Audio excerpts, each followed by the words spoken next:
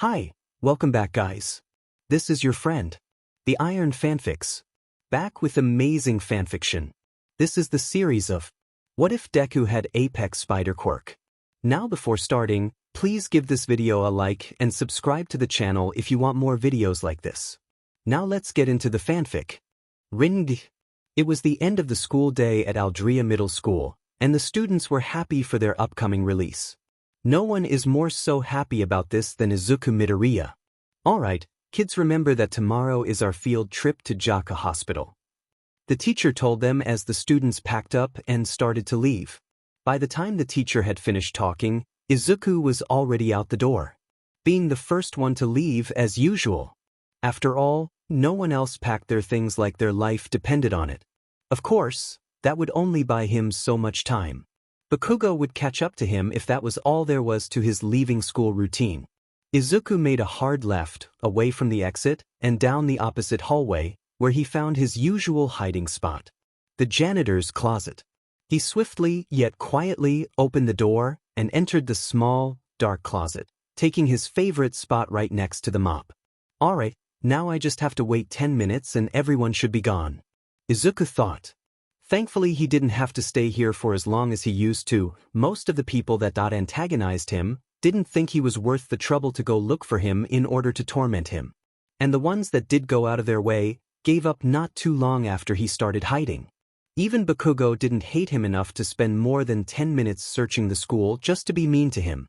In the meantime, Izuku took out his notebook, a pencil, and a dim light. Bright enough that he would be able to see and write stuff down in his notebook, but not bright enough to give his hiding spot away.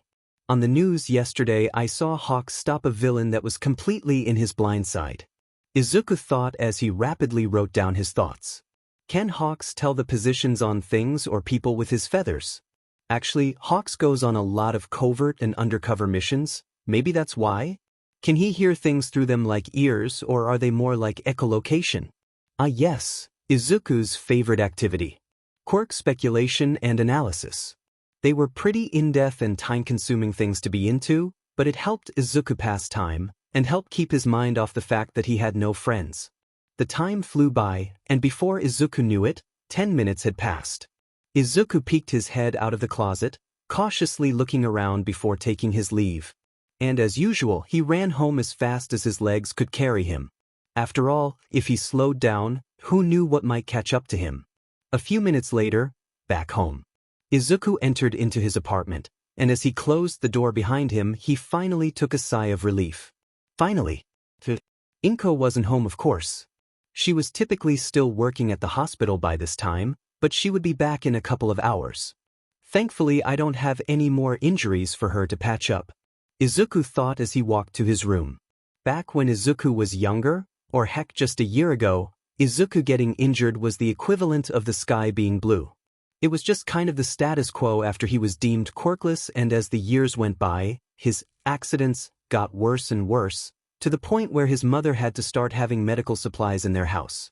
Fortunately, Izuku had learned to be more careful, and these accidents became far more sparse. He entered his All Might covered room, throwing his All Might themed backpack onto his All Might themed computer chair, took off his red, surprisingly not All Might themed sneakers, and collapsed onto his All Might themed covers, on his All Might themed bed. He did it. He did it perfectly. He pulled off his routine without a hitch. He ran and hid like a coward. Izuku sighed as he looked up at his hero posters. You don't see heroes running and hiding. They stand up to wrongdoings, and here I am. Glad that I was able to hide in a closet, right? He would cry at the realization of how pathetic he's become. But he'd had the realization and cried those tears far too many times already. This was a routine, all right. And therefore it happened regularly. This was just his life now. And he absolutely hated it. I just wish I could be someone like you, Izuku said looking up at his All Might poster. Meanwhile, elsewhere. Fuku Hospital was to most people a good place. A place that helped thousands of people get treated for injuries, diseases, and other terrible things. And to most people, Kyodon Garaki was a good man. One of the few examples of a notable quirkless person in a quirk-obsessed society. A man who would help people, in spite of his condition. But the hospital and its owner held a dark secret. Because hidden below it was an evil lab.no really. And Dr. Garaki was secretly an associate of the most powerful villain in history, all for one, whom he was currently in a call with right now. It escaped? Said the supervillain through the computer monitor, its light illuminating the dim room. Yes, it appears I underestimated its intelligence, and after the latest round of experimentation, it escaped, Garaki reported, petting his favorite Nomu as it rested on his lap. It's quite smart for a spider, isn't it? This is unfortunate news. I had a great interest in that particular Nomu. All for one lamented. Ah yes, the quirk to pass on one's abilities by injecting its venom into a person could be quite the valuable asset if I could learn how to replicate its quirk. Dr. Garaki said. But do not fear, I doubt it has left the hospital. Hopefully we'll find it soon. I sincerely hope so, Doctor. All for one told him. It would be quite troublesome if that spider were to bite a hero. Imagine, a hero with the abilities of an augmented spider. A hero like that would be quite troublesome. The next day. And this is the morgue. This is where we store the dead bodies until the families come to claim them. Said a very broad doctor to a very broad class. The class trip had gone, as expected, with no showing any interest, including their guide and teachers. Izuku was probably the only one actually paying attention, if only because he wanted to see if he could learn how to patch himself up so his mother didn't have to. However, even Izuku's attention started to waver, as the person speaking clearly didn't care. I wonder how many heroes have been in this hospital? I don't hear about a lot of heroes coming here. It's kind of weird considering how famous this place is. Maybe this place is ill-equipped to heal people with more powerful quirks? No, that can't be it. There are plenty of people with powerful quirks that aren't heroes, so this hospital would have to heal them, and there are quite a few heroes with less than powerful quirks, although I guess my knowledge about those heroes is lacking. Izuku thought, although little did he know, his thoughts were leaking out in the form of muttering. Shut the hell up, Deku! Bakugo shouted at his most hated classmate, igniting his palms for intimidation. Sorry, I didn't mean to mutter. Izuku put his hands in front of his face in defense. Please, no quirks in the hospital, please. The doctor scolded Bakugo, still not caring. Bakugo glared at Izuku for a few moments, before turning towards the rest of the group. After a few moments, Izuku gave a sigh of relief and followed the group as they moved on through the hospital's halls. But little did anyone know that while Izuku was distracted with this little altercation, a spider, no bigger than a grape, crawled onto him and up his pant leg. As Izuku moved with his class, the spider climbed higher and higher up Izuku's body. I wonder if All Might has ever had to go to the hospital? Izuku wondered. The spider reached his torso. Maybe a few times. I doubt it's more than a handful after all. What could get through his near-impervious skin? Izuku asked himself. The spider crawled through Izuku's sleeve. I wonder if his quirk also boosts his immune system? Izuku pondered. If that's the case, he may never had to go to the hospital since he was 5. The spider crawled onto the back of Izuku's hand. And that's when it bit him. Izuku shouted, as suddenly it felt like his hand was on fire. He looked down at his hand and wondered what could be causing this pain, and saw the little spider pumping its venom into him. Midoriya? His teacher called to him and the entire class looked at him with varying expressions, but Izuku had other things to focus on. Midoriya hit the back of his hand against the wall, squashing the spider and killing it instantly, reducing it to paste. But that didn't make the pain any better. Izuku felt the burning sensation not only get worse but spread, from his hand to his arm and soon to the rest of his body. What the F are doing, Deku? Bakugo barked at Izuku. I spidered up bit me. Poison. Izuku's legs suddenly went numb, and he fell back onto the floor. Poison? Asked one of the students looking concerned. Pissage. He's just being a crybaby? Laughed another student. I don't know, look at him, he looks like he's dying? Said another student. Deku. Bakugo's aggression faded, as Izuku laid on the floor, his eyes closing. Deku? Kaken? The last thing Izuku heard before passing out was the doctor calling for help. Sometime later. What happened? Izuku opened his eyes, and after taking a few seconds for his eyes to get adjusted to the light, he was met with the sight of pure white walls and a pure white ceiling. I'm in a hospital room? Izuku looked around and confirmed his statement. He had an IV drip in his arm, and he was dressed in a hospital gown. Why am I right the poison? Izuku cringed as he remembered the burning pain that went through his body. It's like that spider had set his blood on fire. Shaking his head to rid himself of those thoughts, he then looked down at his arms. It seems like whatever happened is over. I guess the poison worked its way out of my system. Izuku thought. But something just wasn't right. His body felt strange. Not bad, just strange. Izuku didn't have time to think about that, as the door suddenly opened, and himself walked in. Oh good, you're awake, said as he walked up to the young boy. Dr. Garaki? What happened to me? Izuku asked the doctor. Well, you were poisoned by a spider. What kind of poison and what kind of spider is unknown, unfortunately, but fortunately it wasn't lethal. It did however cause you to go into a coma for a week, the doctor revealed. A week? Izuku shouted in surprise. I'm asleep for a week? Oh God, Mom must have been so worried. Ah yes, your mother visited quite a few times, and we'd had to mop the floors from the trails of tears she left each time. Dr. Garaki explained. I suppose you, her, and the janitorial staff will be happy to hear that you have a clean bill of health, and you'll be released later today. What really? Izuku was shocked. He didn't think one could recover from being in a coma so quickly. Yes, it was quite surprising, told him. You recovered very quickly, but either way, we'll give you one last checkup, and then you can be on your way. Thank you, sir. Izuku gave the doctor a polite bow. The doctor smiled. There was no issue. After all, you were quite an interesting patient.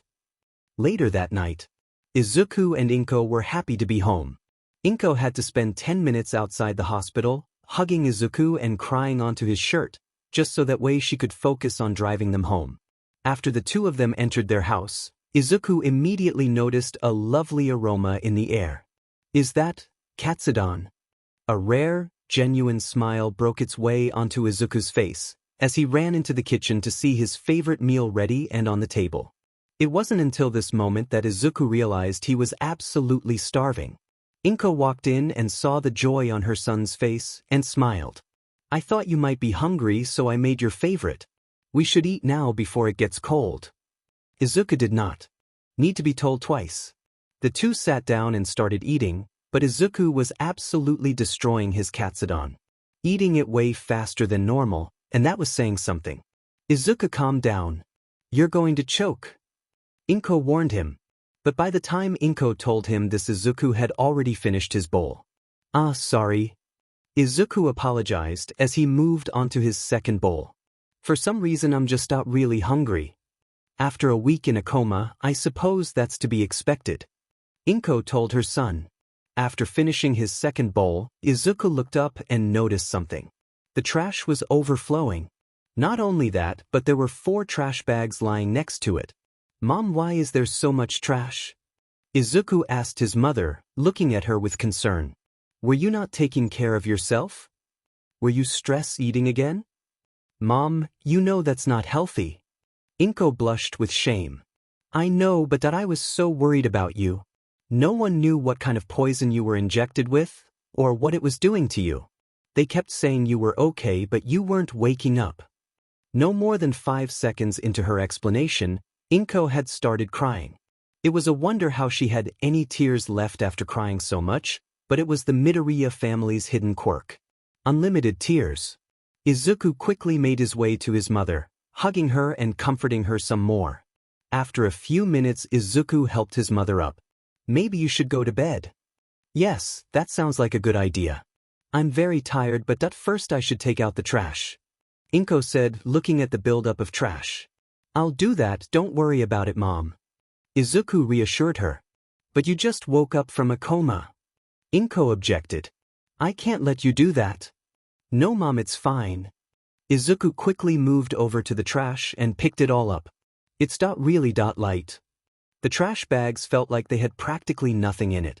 But Izuku knew they were full, and from the look of it, had some stuff that should have made them decently heavy. And it's not like Izuku worked out, so it should have been a struggle just to carry 2 of them with both hands, but it felt like he could carry all 4 of them with one hand with no issue. That's weird. Izuku didn't have a lot of medical knowledge, but he was pretty sure getting stronger after being in a coma was the opposite of what was supposed to happen. Izuku shook his head to clear his thoughts. I can worry about that later.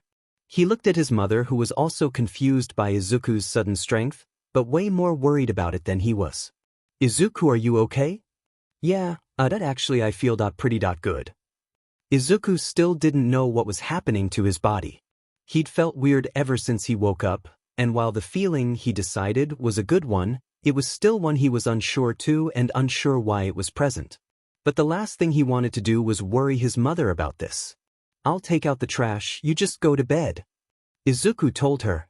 Inko was about to say something but suddenly at speeds Inko couldn't even comprehend, Izuku was out the door. After a few moments of shock, Inko had one question in his mind. Does Izuku have a quirk? Back with Izuku. Izuku was at the dumpster. The dumpster that was located all the way at the bottom of the stairs to his apartment, which was about a 2-minute-long walk, a minute-long run on average. But Izuku had just been in his house a second ago. What? How? That it was all just. Izuku struggled to think straight after that experience, brief it may have been. It was all a blur to him. He just ran like he normally did, but everything went by so much faster. Before he realized it, he was already at his destination. It was like he had super speed. What is going on? Izuku was now 100% sure that something was wrong. Something about him was wrong. Or maybe not wrong, but different. I lifted heavy trash bags and they felt like nothing. I moved from my house to the dumpster in a second. Izuku looked down and realized that in his surprise, he let go of the trash bags. Or at least, he stopped grabbing them, but the trash bags were still stuck to his palms. Izuku moved his hands around him, testing to see if the bags would fall, but they didn't. And it's not as if the trash bags were sticky. He could feel if they were sticky, and they definitely weren't sticky. And now my hands are sticky. Why are they sticky? They weren't sticky before. Is it because I wanted to grab something? How do I unstick? Izuku thought. Unstick? Come off. Release. Nothing happened. Izuku shook his hands around trying to get the garbage bag off his hand. He tried to pull the garbage bag off his hand with his other hand, and after a bit of effort it worked. But then it got stuck to that hand. Okay, calm down, Izuku. Izuku told himself, taking deep breaths as he tried to compose himself. Izuku released the tension in his hand and then the garbage bags fell out of it. What happened? Was it because I relaxed my hand? Izuku asked himself, as he looked at his now empty palm. Izuku thought about this for a moment, before looking up at the nearby wall, and then back at his hand. He slowly approached the wall, and then put his hand on it. His hand tensed, and when he tried to pull away, he took some of the wall with him. Izuku would have freaked out about that, if he didn't come to the realization of something that would change his life forever. I have a quirk. It took a few moments for Izuku's mind to process that statement, getting past the sheer disbelief and denial echoing in his head. But when it did, tears tread familiar trails down his cheeks, but this time, for the first time in years. They were happy tears. A goofy grin covered his face, as an overwhelming joy filled his heart. I have a quirk. Izuku jumped into the air in celebration, but his jump ended up being way higher than he thought. In that he jumped halfway up the very tall building. And then he started to fall. Whoa! Izuku shouted as he fell. And then suddenly he felt a strange buzzing in his head. Ground incoming. I know! Izuku shouted at whatever was alerting him of the fact that the ground was getting closer and closer. Thinking quickly, Izuku put his hand on the wall, stopping his fall as his hand stuck to the building. Phew! Izuku took a sigh of relief as he hung off the side of the building. Okay, now what do I do? He was stuck. If he let go, then he would fall. Which might not kill him, but he didn't know that for sure. Okay, maybe I can crawl to the ground? Izuku asked himself. After pulling up his courage, Izuku stuck his other hand onto the wall, sticking it just like the first hand.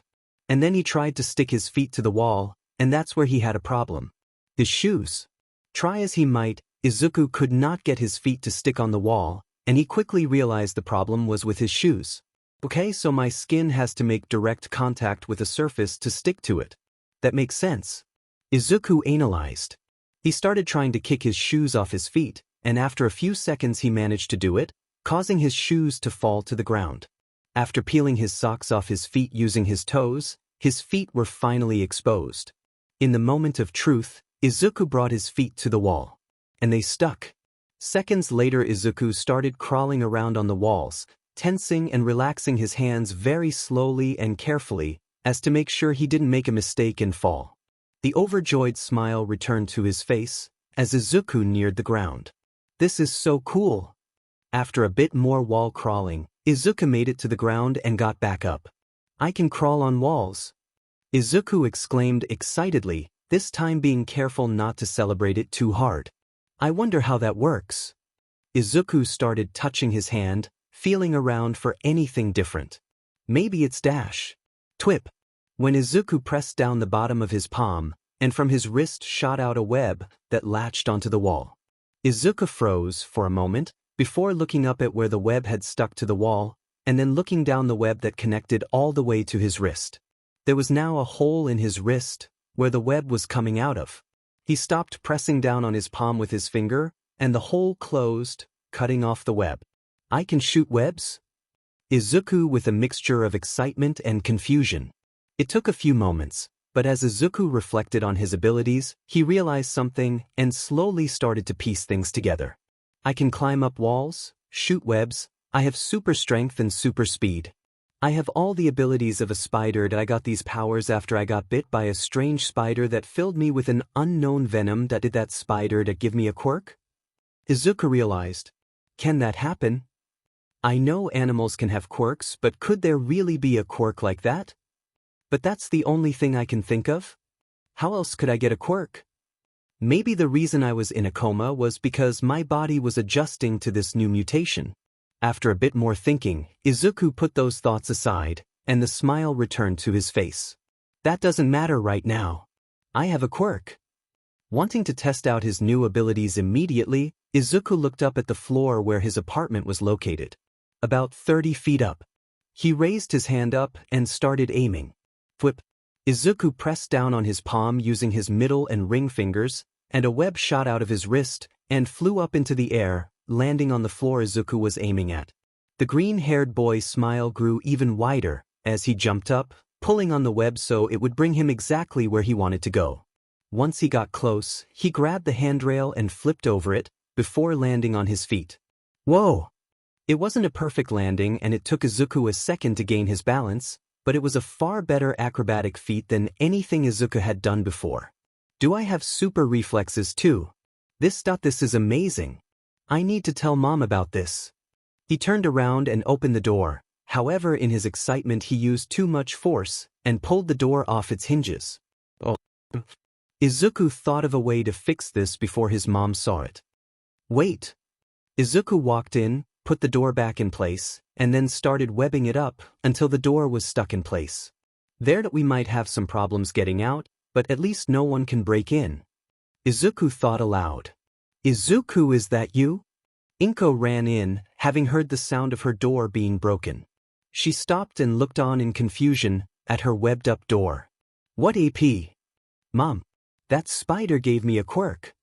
Izuku ran up to his mother and grabbed her so fast she didn't even see him move. Also, we need a new door. Inko was frozen for a few moments, before fainting of shock in her son's arms. Mom. After eventually waking Inko up, the two got on the couch and moved to talking about this new predicament. And then Inko came to a shocking conclusion. You can't use it, Inko told him firmly. What? Izuku almost jumped off the couch in shock. What do you mean I can't use it? Why not? Mom, do you know what this means for me? People will stop bullying me. Kaken might actually like me again. I'll finally be able to become a hero? But what if it's temporary? Inko asked him, giving him a sad and concerned look. Immediately, Izuku deflated, and his pupils shrunk in despair as he realized what his mother was talking about. This was not, technically speaking, his quirk. It was an effect of the spider's quirk. Or at least that's what they assumed. And quirk effects were not always permanent. Most of the time they weren't. So that meant that his newfound power might be short-lived. All the excitement drained from Izuku, and Inko's heart broke as she saw her son's face fall. But she knew that it was better to bring this to his attention now. Because if she let him freely use his quirk and train with it, only to lose it in a week or two, then he would be crushed. "Let's just wait a month," Inko told him, trying to put some hope back into him. "If it is temporary, then it would have worn off by then. If you still have it, then it's probably permanent. And you'll be free to use it however you'd like." Izuku clenched his fist tightly as if trying to physically hold onto the hope that this would last. That it wouldn't just be a cruel joke. I understand. Also, I know you'd want to go out of your way to help people with your quirk. But remember that you don't know how to use it yet. Inko warned him. With that much power, you could end up hurting someone very badly if you're not careful. If you see someone in danger, just let the heroes handle it, sweetie. Again, another good point that Izuku didn't like at all. "Yes, Mom. And one last thing, dear." Inko hated that she had to say all this, but she knew she needed to. "Don't tell anyone at school about your quirk. We both know what they'll do if you show it off, and then lose it later." Oh God, he could only imagine. The only reason the discrimination and bullying was bearable right now is because it stopped being the most amusing thing in the world to them. If he lost his quirk after showing it off, then it would renew interest in him, and give them all something new to throw in his face. Once again, another good point that he didn't want to hear.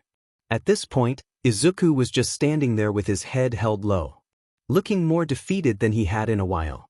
Inko stood up and grabbed Izuku's shoulders. "Izuku, look at me." Izuku slowly lifted his gaze up to meet Inko's and saw her smiling lovingly at him. "We don't know if they're temporary. They might be permanent," Inko told him. "And if they're not, it's not the end of the world. You could still be a doctor? They save people." It wasn't the same.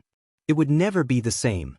Not that Izuku didn't respect doctors, he absolutely did, his mother was one after all.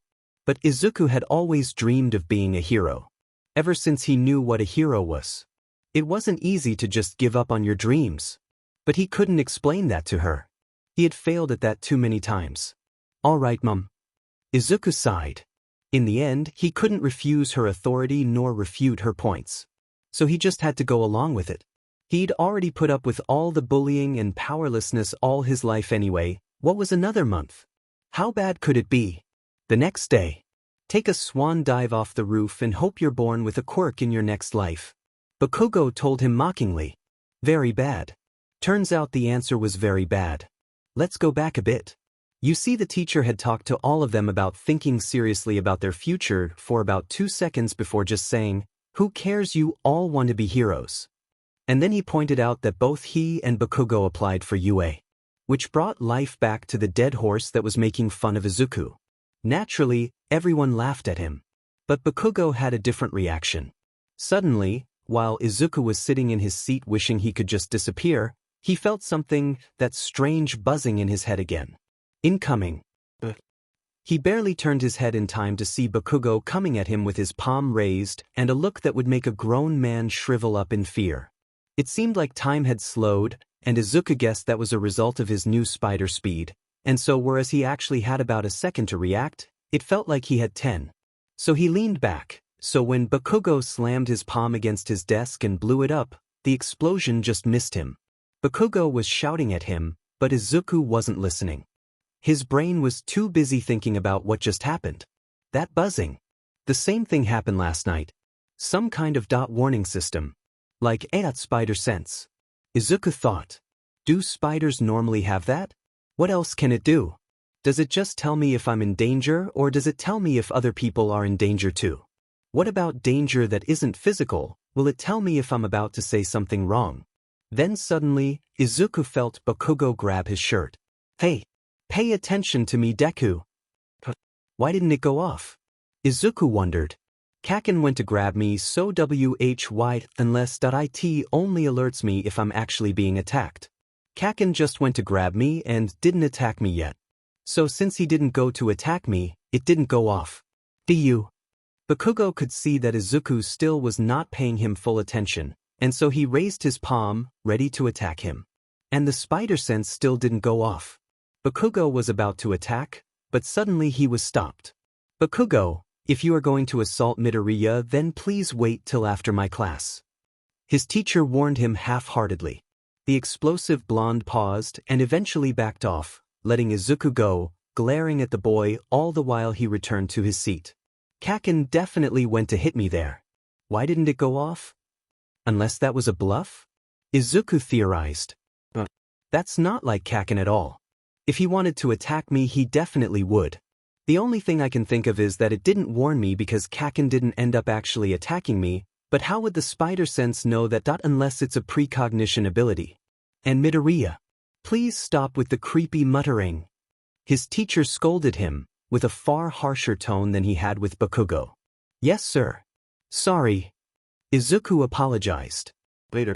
Izuku did what he normally did and packed up as quickly as he could. Or rather, he would have done that if that wouldn't have given away the fact that he now had super speed. Since Izuku hadn't really gotten used to his new powers, he knew that if he attempted to go as fast as he normally did, he would mess up and move way faster than a normal person should. So he restrained his movements and went slowly and carefully. And this had the expected result. Bakugo came in, told him not to apply to UA, threatened him, destroyed his notebook. Typical stuff, and as the blonde and his minions were leaving, Izuku thought he might actually get a break, and that would be all Bakugo did to him today. Until he said this. Take a swan dive off the roof, and hope you're born with a quirk in your next life. Izuku's eyes bulged and he paused for a second, trying to figure out if what he heard was really what he said. When he eventually realized that yes, Bakugo really said that, his blood boiled. He looked at Bakugo with a look of pure anger, and Bakugo met his gaze with confidence, holding up his palm to remind him of his power. Izuku's fist clenched. Never in his life had he wanted to punch Bakugo so much. And maybe it's because now he could. With his new power, he now actually stood a chance in a fight with him. But he held back. His fist unclenched and he turned away from Bakugo. Heh! Bakugo chuckled. Weakling. The bully and his entourage left, leaving Izuku alone in the classroom. He sighed and looked out the window where Bakugo had thrown his notebook. Izuku did a scan of the classroom and then looked around the area down below the window. No one was there. No one was watching. He knew he shouldn't do this. He really shouldn't. But no one was looking, so it wouldn't hurt to use his quirk just a little bit. And so he jumped out the window from the 4th floor.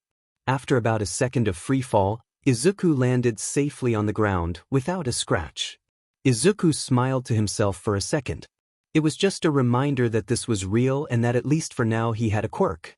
He prayed it would last. Moving on, he walked towards the pool of water that his notebook was now floating in, and much to his dismay the fish in the pond were nibbling at it. Izuku sighed, and quickly picked the soaking wet notebook. My dreams aren't fish food. Now with the rush of using his powers for a second had worn off, he was back to thinking about what Bakugo had said. I can't believe he said something so stupid. Izuku shouted as he walked out the school gates. What if I really did kill myself? He'd have committed a murder basically. He wasn't actually gonna do it. He'd never even thought of doing it. And he was sure that Bakugo didn't actually mean it. But the fact that he actually said that showed that his former friend was really far gone.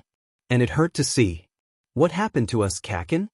Izuku asked aloud, as he walked underneath a bridge on his way home. Did quirks really change you so much? He still remembered, very clearly, the time when they were friends. Although it was now far in the past and a very short part of his life, it was some of the best memories he had, so he held on to them tightly. How did it go from that to this? Behind you! His spider sense went off, and the buzzing was much stronger than it had ever been before. To the point where it hurt a bit. He quickly looked behind him and saw a giant hand made of sludge was coming at him. Oh god. Izuku jumped back a good 10 feet, safely dodging the sludge. A villain? Izuku's eyes widened in fear and shock as he watched the villain come closer to him. A medium-sized disguise. Perfect. The villain was literally a mass of sludge, with its only two human-like characteristics, being two eyes and a mouth.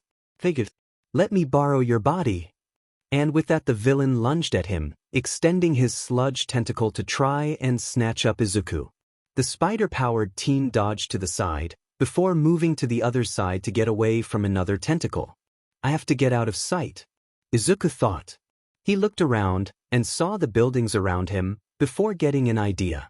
Kicking himself off the ground with a mighty jump, he launched himself a good 20 feet. Then while in midair, he quickly kicked off his shoes and socks, before turning to a nearby building and shooting out a web line. The line hit the building, and Izuku pulled himself towards it. Izuku hit the building and latched onto it with his hands and feet, sticking to it with his quirk. Hey, get back here! The villain shouted as it shouted out another sludge tendril at the teen. Izuku quickly crawled up the building, the tendril barely missing him and smashing into the building, breaking apart the concrete it smashed into. He made it to the roof and looked down at the sludge villain. Hey, come back down! The villain cried. Seems like his range extends up here, Izuku thought, breathing a sigh of relief. He was safe. He could easily take off and run to find a hero. But I'll just find another disguise, the villain shouted. Izuku's eyes widened, his pupils dilating as he realized that now with him out of reach, the sludge villain would go attack someone else. Someone who was much less equipped to escape from this horrifying monster of a villain. In that instant, he knew what he had to do. As the villain started running away in the other direction, Izuku jumped off the roof and started shooting webs shots at the villain's back, but they were all absorbed into the monster's liquid body. Doing nothing. The villain turned around and saw Izuku falling back towards the ground. So you came back? Stupid kid. The sludge villain launched out another tendril at Izuku, but the teen shot a web at the ground and tugged, pulling himself towards the ground at great speed, dodging the tendril. He landed on the street so hard, it cracked the ground. And yet he was unaffected. Its body was unaffected by my webs. And I don't think I can punch his liquid body away. Izuku was quickly trying to come up with ideas before the villain could get another chance to attack him. He focused on the villain's eyes and saw them swivel to look at him. And a light bulb illuminated over his head. The villain shot out another tendril at Izuku, and the boy moved a foot to the side to dodge it, before shooting out a web shot at the villain's eyes. The shot hit, and the villain's eye was covered in a thick, sticky web. Get it off! Get it off! The villain started flailing wildly, its slimy tendrils thrashing everything nearby. Knocking over parking meters, damaging cars, breaking windows, and causing other damage to his surroundings. Seeing how well that worked, Izuku unleashed a barrage of web shots at the villain's eye and mouth, covering them in a sheet of webbing. The villain tried to yell out curses at Izuku, but the webs around its face kept any words from coming out. Time to finish this, Izuku shouted. He shot a web line at the villain's face, which was covered by the web sheet, and then started pulling. The villain shouted out in panic as he felt his face literally being pulled off his body. He tried to resist, urge his body to keep hold of his eyes and mouth, but Izuku's webbing was too strong and his strength too much, and after a few moments, eventually, they plopped free. The eyes and mouth plopped onto the floor, and the sludge body fell to the floor, seemingly motionless. After taking a few moments to take everything, Izuku realized that the fight was over. He won. I did it. I won. I beat the villain. Elation filled Izuku's body as a huge grin broke out on his face. I won. Did you now? Said a gruff voice from behind him. Izuku's pupils shrink in fear. As a hero nerd, he immediately recognized that voice. He turned behind him and saw the hero Death Arms standing there with his arms crossed. Kid, do you know what vigilantism is? Death Arms had been pursuing the sludge villain but had lost track of him when he went into the sewers. Now he finally found the BSTD only to see that some kid had taken him down. Impressive and illegal. Why, sir? Izuku wilted under the hero's gaze. B. But I was attacked and I dash. Could you have run away? Death Arms asked him. W. What? Izuku realized where this was going. Could you have run away? Death Arms repeated sternly. WL. Yes. Izuku's head fell and his shoulders slumped. I could have used my quirk to run away. Well, then what the hell did you think you were doing fighting that guy? Death Arms scolded him, yelling so loudly that it would put Present Mike to shame. Unlicensed use of a quirk is illegal. And you can see why. Look at all the property damage you caused. Izuku turned around and cringed when he saw that there was a good deal of damage done to his surroundings. Messed up cars, broken parts of the streets, chunks missing in the walls, etc. If I wanted to, I could arrest you, you know. Death Arms shouted at him. Izuku froze on the spot, as fear filled his body. Oh God. If I get arrested, I might never be a hero quirk or not. Oh God, what did I do? What did I... Hey! Death Arms grabbed Izuku's shoulders and shook him to get his attention back. Listen, I'm gonna let you go for now. Since no one got hurt, and you took him down easy enough it seems. I'd be ashamed to let someone with your potential get blocked from the hero business because of this. A wave of relief washed over Izuku and yet again a smile broke out on his face, this time accompanied by tears of joy. Lots of tears. Literal rivers of tears. Thank you, sir. Thank you. So much. Okay, but... Geez. Death Arms pushed Izuku away, not wanting the literal rivers of tears to soak his costume. I dash. Suddenly Death Arms stopped, as he spotted something from behind Izuku. It was the sludge villain. He was escaping down into the sewer. Little did Izuku or Death Arms know. While the sludge villain's face was separated from its body, controlling its body became much harder, but not impossible. It could slowly ooze its body in any direction, and while Izuku and Death Arms were distracted, he managed to push his body back towards his face, regaining full control, before slithering back into the sewers. Demenit. Death Arms ran past Izuku. Go back home, kid. Let the pros deal with this. And with that he was gone, leaving Izuku alone. Honestly, he wasn't sure how to feel. On the one hand, the villain got away. On the other hand, he didn't get arrested for vigilantism. And although Izuku was glad that his chances of being a hero weren't killed at that moment, he was also deeply frustrated that his hard work in taking out the villain was for nothing. He sighed and looked at the destruction the villain had caused and winced once again. Izuku could only imagine the pain it would be to clean all this up.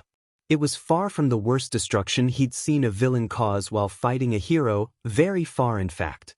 But it was also very far from the instant victory, no collateral damage, all might fights. I still have a lot to improve if I'm gonna be the #1 hero. Assuming that this quirk lasts. Izuku sighed. He had been able to defeat the villain with his quirk, but his quirk might not be permanent. What would have happened if he didn't have this quirk, he wondered. Well, the answer was obvious. He would have died. Izuku looked at his hand, clenching and unclenching it. He'd always known he was weak before. But, ironically, it was only now that had power, did he truly know how powerless he was before. Kaboom! Izuku's attention snapped back to reality as an explosion went off in the distance. That was only a few miles away. Izuku thought, as he quickly realized what happened. That must be the sludge villain. His first reaction was to run towards it and see what was going on. After all, he loved watching hero fights. But then he stopped when he remembered what Death Arms told him. To go home. He knew he should probably listen. He'd let Izuku off with a warning and he shouldn't take advantage of the man's kindness. After thinking about it for a minute, he decided to go. After all, he was just going to watch. Get some closure. See for himself that the villain was taken care of. He was just going to watch. With that in mind, Izuku started running towards the explosions. A few minutes later, Izuku hoped he wasn't too late. He had to restrain himself again, to keep from moving at super speeds again, so it's not like he got here as fast as he could. However, judging from the continuing explosions and a group of people gathered near the explosions, and the fact that his spider sense was going off like crazy, he guessed that the fight was still going on. From the distance over the crowd, he could only see bits of green sludge, confirming his suspicions. Get closer. Get closer. Go go go. The buzzing in his head was so powerful, more powerful than it had ever been before. And he knew that whatever was going on in front must have been really bad, but couldn't see much more than that through the crowd. He'd need to get closer. So he gently and slowly pushed through the crowd, trying to make sure he didn't hurt anyone with his super strength or even reveal he had it. Eventually, he made it to the front and was able to get a full view of the nightmare that was in front of him past the police tape. The entire area was littered with flames, as Backdraft and Kamui Woods worked to both put out the flames and rescue the people still in the area. Destruction was everywhere, with the sludge villain at its center. Several other heroes were present, such as Death Arms, and Emi Lady was also nearby, but it seemed like she couldn't get anywhere close to the villain, because the area was too small for her to fit, and Death Arms was just standing by the crowd, and no hero was attacking the villain directly. But the worst part was that the villain had a hostage. Kaken. Izuku thought as pure horror filled his body and mind, and his face went white with terror. Bakugo was being held by the sludge villain, stuck in its body while the villain tried to suffocate him. The explosive teen was trying his best to escape, using his explosions to try and free himself, but all that did was set the surrounding area on fire. Never in his life had Izuku seen Bakugo, the cool, powerful Bakugo, so helpless, and it absolutely terrified him. The pure fear in his eyes was so odd, so out of place. The vulnerability is so contrasting with his image of his former friend. It was like watching someone light water on fire. It was opposite to what one would expect, that it boggles the mind. Save him. Save him. Izuku, without thinking, moved forward, about to try and save Bakugo himself. However, he only made it past the police tape, before he was stopped by Death Arms, who held Izuku back with his hand. What? You again? Death Arms said when he saw the person he was holding back was Izuku. I thought I told you to go home. Kaken. Izuku shouted out to his captured tormentor, before turning to Death Arms. Please. You have to help him. Why aren't you helping him? Death Arms winced. The desperation in Izuku's tone and the use of what was obviously a nickname implied that the person being held captive was a friend of the boys. Just hang in there, kid. Let the pros handle it. Izuku remembered when Death Arms had said that earlier. And then he remembered his mother's words. With that much power, you could end up hurting someone very badly if you're not careful. If you see someone in danger, just let the heroes handle it, sweetie. Unlicensed use of a quirk is illegal. And you can see why. Look at all the property damage you caused. This was different from last time. Now there were people around. A lot of people. People who could get hurt if he charged in recklessly like he did last time. And the surrounding buildings were already weakened by the fire if the villain did that thrashing about like he did last time when Izuku blinded him. Not to mention, with all these people here, there was no way he'd get away with the same blatant vigilantism. If he moved in, not only could people get hurt, but his dreams of getting into UA would end there, and then, after all, they didn't allow criminals. Still, the pure look of fear on Bakugo's face made him want to charge in right away. Even now his body was moving forward unconsciously, only held back by Death Arms' arm. After a few moments, he came to a decision. And he stopped. He had always admired heroes as a child. He practically worshipped them. He could trust them to take care of this, right? And so he waited and watched, while the heroes did nothing. Save him. He's dying. Save him. His spider sense was going off like crazy. It hurt so much to ignore it, but had to, right? He waited and waited and waited for someone to do something, but no one did. Save him. Seconds turned to minutes as more and more time went on, and no one made a move to stop the villain. No one moved to save Bakugo. Why? Izuku whispered, only being loud enough for Death Arms to hear before he started yelling at the top of his lungs. Why isn't anyone doing anything? We can't. Death Arms yelled at the kid. What do you mean you can't? That made Izuku angry. He just told him to sit there and trust the heroes, and now he's saying they can't do anything? Your heroes. Do something. His body is immune to all-out attacks. Death Arms argued. We're waiting for backup. Attack his face. Izuku screamed at him at the top of his lungs. Death Arm's eyes widened, and he looked back at the sludge villain and realized that while most of its body and arms were made of liquid, its face was not. Never in his life had he felt like such a failure. Moving quickly, Death Arms bent down and dug his fingers into the road before using his strength to pull out a huge chunk of the street.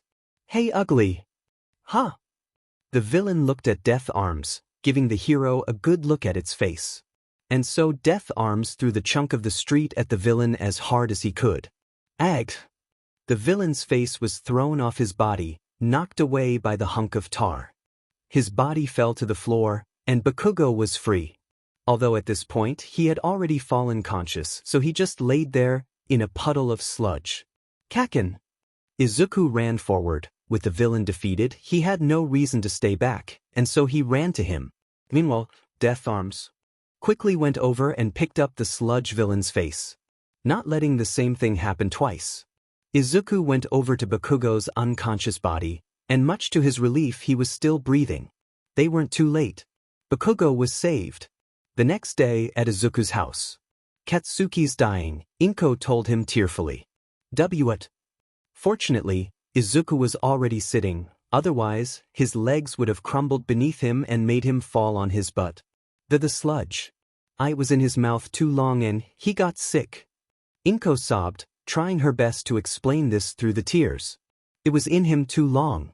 It was in him. Too long. He could have stopped this. He should have stopped this. Izuku had beaten the sludge villain already. He could have done it again in record time. But he just stood by. He let Kaken die. It had been 2 weeks since Izuku had gotten the news of Katsuki's imminent death. Katsuki only had 3 more weeks left apparently. Bakugo of course hadn't gone to school. Even if he wanted to, his body was too weak. He had been held up in his house. Izuku couldn't imagine how he was taking this. He didn't want to imagine it. Izuku hadn't gone to school either. He didn't have the motivation to leave the house, and his mother didn't have the heart to make him. Rather she called the school to say Izuku would be on leave due to family matters. Which wasn't technically wrong. The Greenette had been mostly unresponsive. The first week was spent entirely in shock. He didn't say a word the entire time. Barely moving. Only performing basic human functions like sleeping and eating.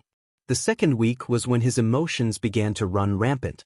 He cried, he screamed, he used his new super strength to smash almost everything in his room.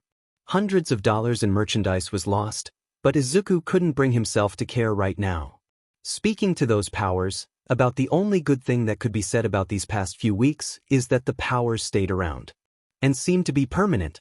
But even that Izuku couldn't bring himself to be happy about. How could he? His childhood friend was dying. And it was his fault. Izuku didn't know if he should see Bakugo. He didn't know if Bakugo would want to see him. Heck, he didn't know if he deserved to see him. Maybe the last he would see of Katsuki would be from that attack. With his face contorted in terror and begging for help. Help that would only come too late. Maybe the last he would see of Katsuki would be the image he would forever remember and be forced to look at every time he closed his eyes. But to his surprise, one day Inko got a call from Mitsuki, saying that Katsuki wanted to see Izuku. And so despite not being sure if he could bear to see his old friend dying because of his actions, he knew he had no right to refuse. So here he was at the Bakugo household, standing in front of Katsuki's door. He said he wanted to see you alone. Mitsuki was right beside him, her voice lower than he'd ever heard it before. Izuku didn't have the heart to look her in the eyes. The guilt was too heavy for him to lift his head. "I'll be close." And with that, Mitsuki walked away. Izuku looked at the door. Behind it was repercussions of his inaction. His heart didn't have the strength to open it. But his guilt did. And so he opened it. Inside was Katsuki, laying on his bed. There were several machines and IFs attached to him, likely keeping him alive for as long as possible. Katsuki himself was pale, his body almost limp. And for the second time in his life, Izuku had seen him weak and vulnerable. A sight he was now learning was his least favorite thing to look at. Deku, Bakugo said his name, his voice weak and hoarse. It was clear he was dying, but he didn't sound as angry as he normally was. In fact, he was calm. and it threw Izuku off completely. Kaken. Izuku stuttered back, sounding more unsure and scared than the dead man before him. Why do you keep calling me that? Bakugo asked him, his red eyes looking at him not with rage for once, but with curiosity. Sorry. Izuku was cut off.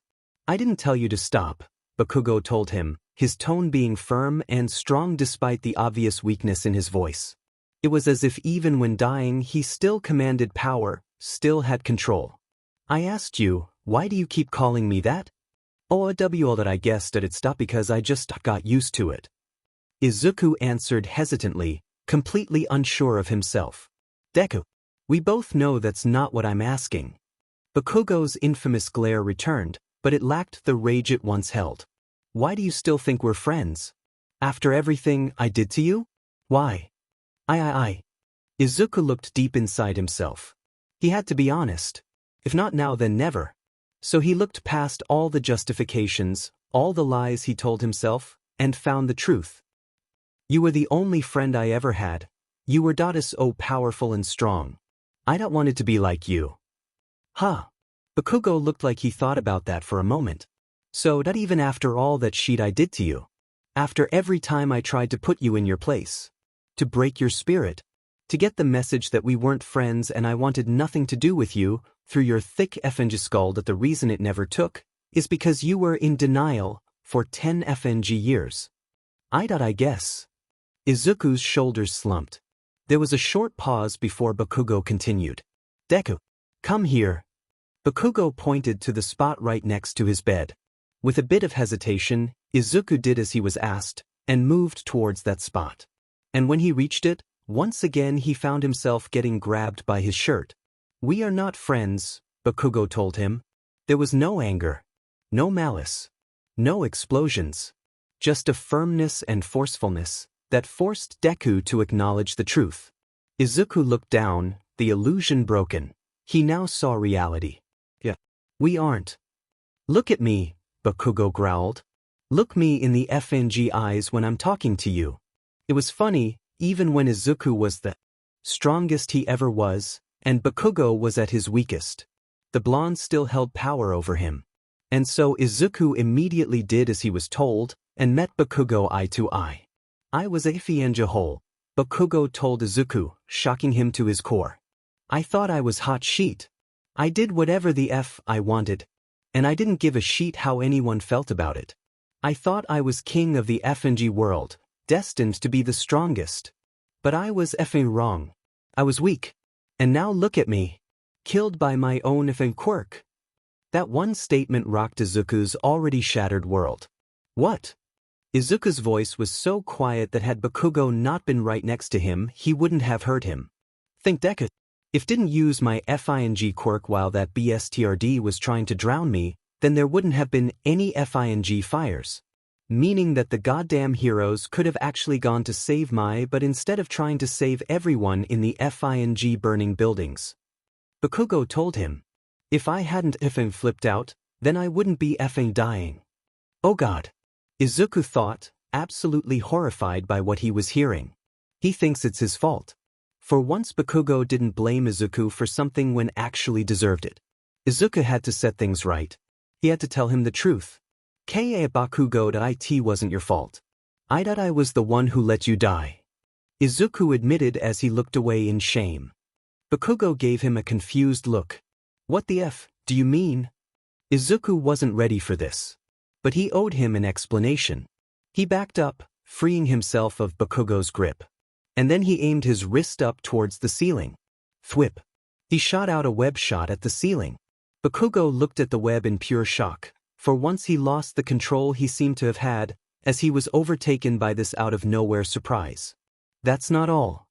Izuku took off his shoes and socks and went towards the wall. Then he started climbing it. Not much, he just went far enough to show that he was in fact sticking on the wall. He relaxed his hands and dropped off the wall. Then he turned his attention to the dresser on the other side of the room. Izuku zipped towards it, so fast that to Bakugo he just looked like a blur. Then he grabbed the dresser and lifted it over his head with ease, showing off his new strength. After putting the dresser back down, he looked back at Bakugo. Katsuki looked like he just saw All Might lose an arm wrestling contest. Or like he just witnessed his mom fly. Like he had seen something impossible. After a few moments, he spoke again. "You have a quirk." "I got it after that spider bite incident," Izuku explained softly. "We're guessing the spider had some sort of quirk that allowed it to pass its abilities with its venom. Sorry I didn't tell you about it sooner. Mom didn't want me showing it off in case it wasn't permanent." Katsuki's shock didn't fade. As he took the time to process what he heard.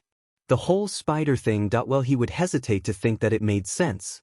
But at the same time, the alternative option, that Deku was lying and that he always had a quirk, made even less sense.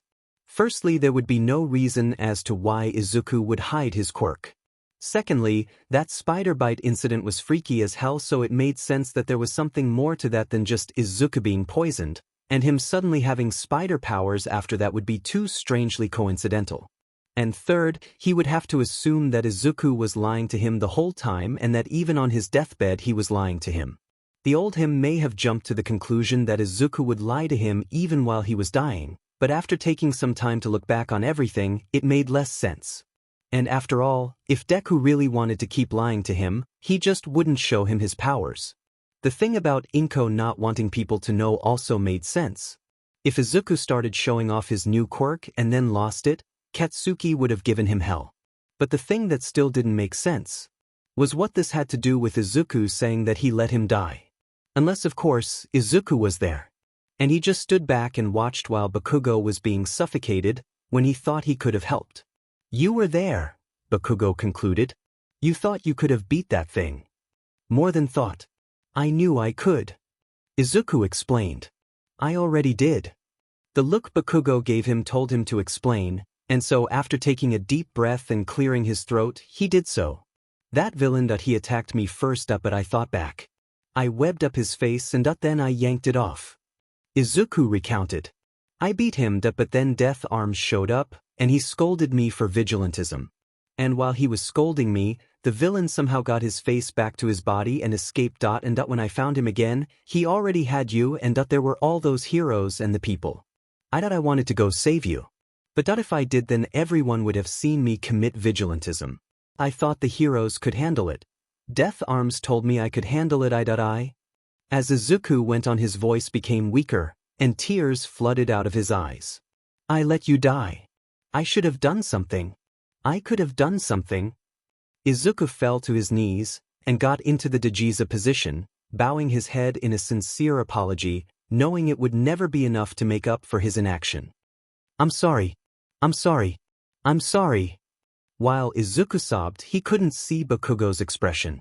But he could imagine it. He imagined that he was furious, that he was enraged, that he might even try to attack Izuku despite his condition. But when Bakugo spoke a few moments later, his voice was deadly calm. "Deku, come over here." He complied. Because what else could he do? Izuku got up and walked towards Bakugo's bedside. "In front of you." His spider sense told him what was coming. And he ignored it. Kaboom! Bakugo used what little energy he had to hit Izuku with an explosion that knocked him on his butt. Izuku was surprised and disappointed by how little it actually hurt. "Get your butt up and look at me when I'm talking to you, Deku." Bakugo shouted at him, his voice regaining its lost ferocity. Izuku immediately complied, getting back up and forcing himself to look at Bakugo's face again. He was in fact furious. But not the typical rapid beast kind of furious, but more like a righteous fury. Like he had a mission and would accomplish it no matter what. "Never effing do that again." Bakugo shouted at him like he wasn't dying. "Listen here, you little sheet. Here is what you're gonna effing do. You're gonna become a FING hero. You're gonna save every effing person you see. And you gonna kick the butt of every BSC that gets in your way. Do you hear me, do you?" Izuku took a step back in surprise. "Kaken? You win every fight. Just like All Might. You save everyone. Just like All Might."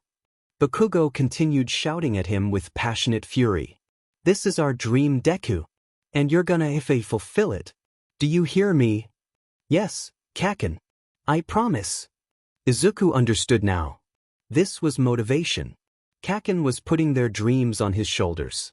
Putting his faith in him. Please swear, Deku. Swear on your life. Bakugo demanded. Swear. I swear. Izuku shouted, with tears in his eyes, I swear on my life. After that, the room became silent, with the only sounds being Izuku's sniffles and sobs. A few minutes passed until Bakugo spoke up again. Get out of here, Bakugo told him. There's nothing more we need to talk about. Izuku felt like he should say something more. But after a few moments, he figured that Bakugo was right. This conversation was done. And so for the final time, Izuku complied. Leaving the room. That would be the last time he saw his old friend. A week later, Bakugo had killed himself. Once he said everything he needed to say. And settled everything he could. He saw no more point in prolonging the inevitable, and he wasn't going to let some villain be the cause of his death. His funeral was not how Izuku expected it.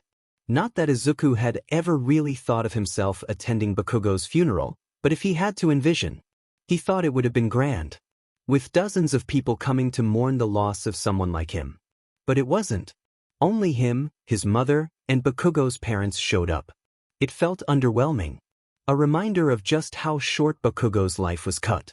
After the funeral was done, no one left immediately. No, everyone was too concerned about how he felt. His mother was, of course, coddling him the entire time. But much to his shame, his Aunt Mitsuki and his Uncle Masaru were doing the same. He couldn't look either of them in the face. And each word of comfort they gave him felt like a knife in the chest.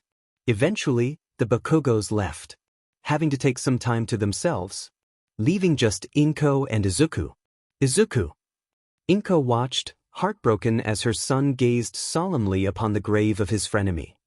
We should go home. You go. I need to just take this in.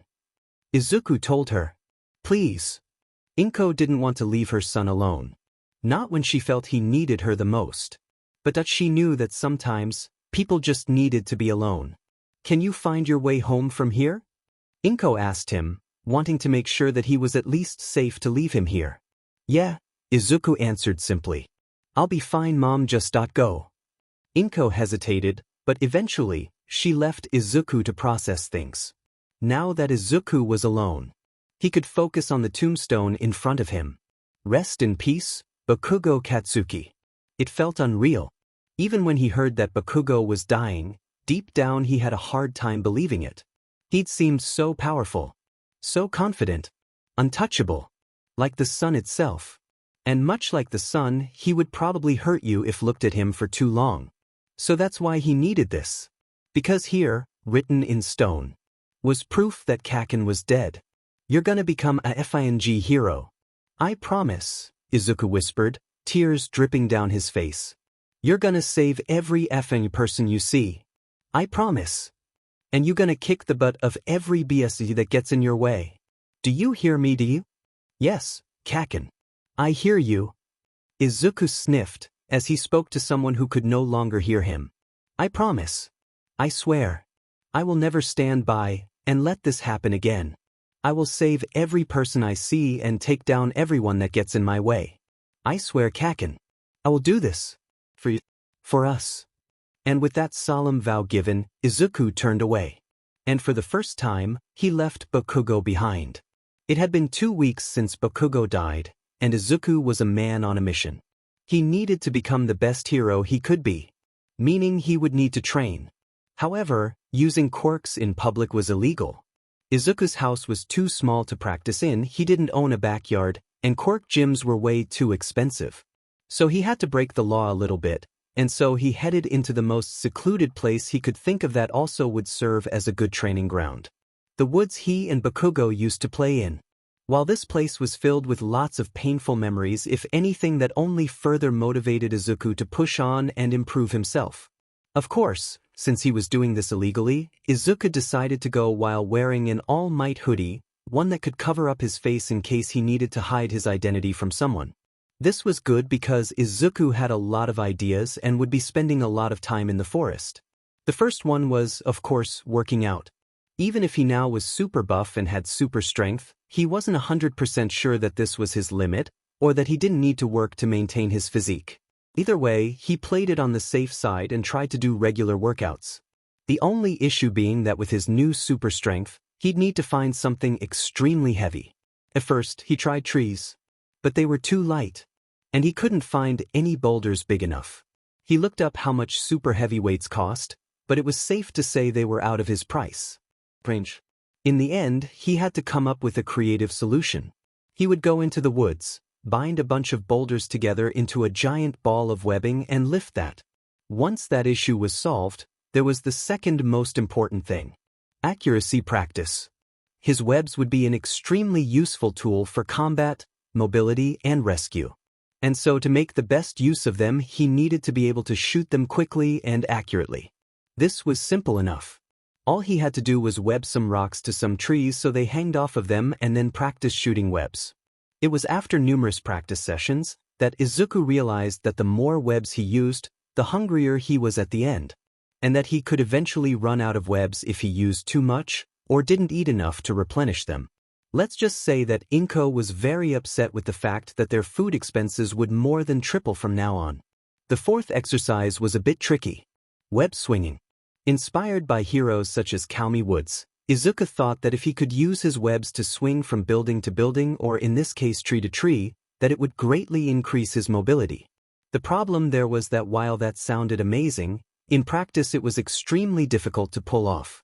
He had to constantly control his speed, take into account his weight and trajectory, and have a perfect sense of timing, otherwise he would either go slower than he would if he just ran, or he would fall on his butt or bump into a tree. Although one thing that helped immensely with this was his spider sense. Firstly, it would tell him if he was ever going to bump into a tree, making it rather hard for him to do so unless he messed up horribly or reacted too slowly. And it would also tell him if any point he was about to web onto was unstable and wouldn't support his weight, and would even guide him towards the best places to shoot his webs to keep from falling. All this made the process go from nightmarishly difficult to simply challenging. Next was training one of his most useful powers, the spider sense. This also was a bit problematic at first, as it would require Izuku to be attacked. Izuku's solution to this problem: run as fast as he could through a dense forest, dodging trees while playing puzzle games on a portable console. That may have sounded like nonsense, but there was a method to the madness. Now obviously, since he had no friends, he couldn't find someone to attack him for training purposes. So by running headfirst through the woods at full speed, he would be able to 1. Get adjusted to his full speed, and 2. Get used to dodging things by moving out of the way of the trees. The puzzle games were there as a distraction. Izuku figured that it would be a useful ability to train himself to focus on one thing while letting his spider sense warn him of danger and allow him to dodge it. For example, if he needed to save someone while a villain was attacking him.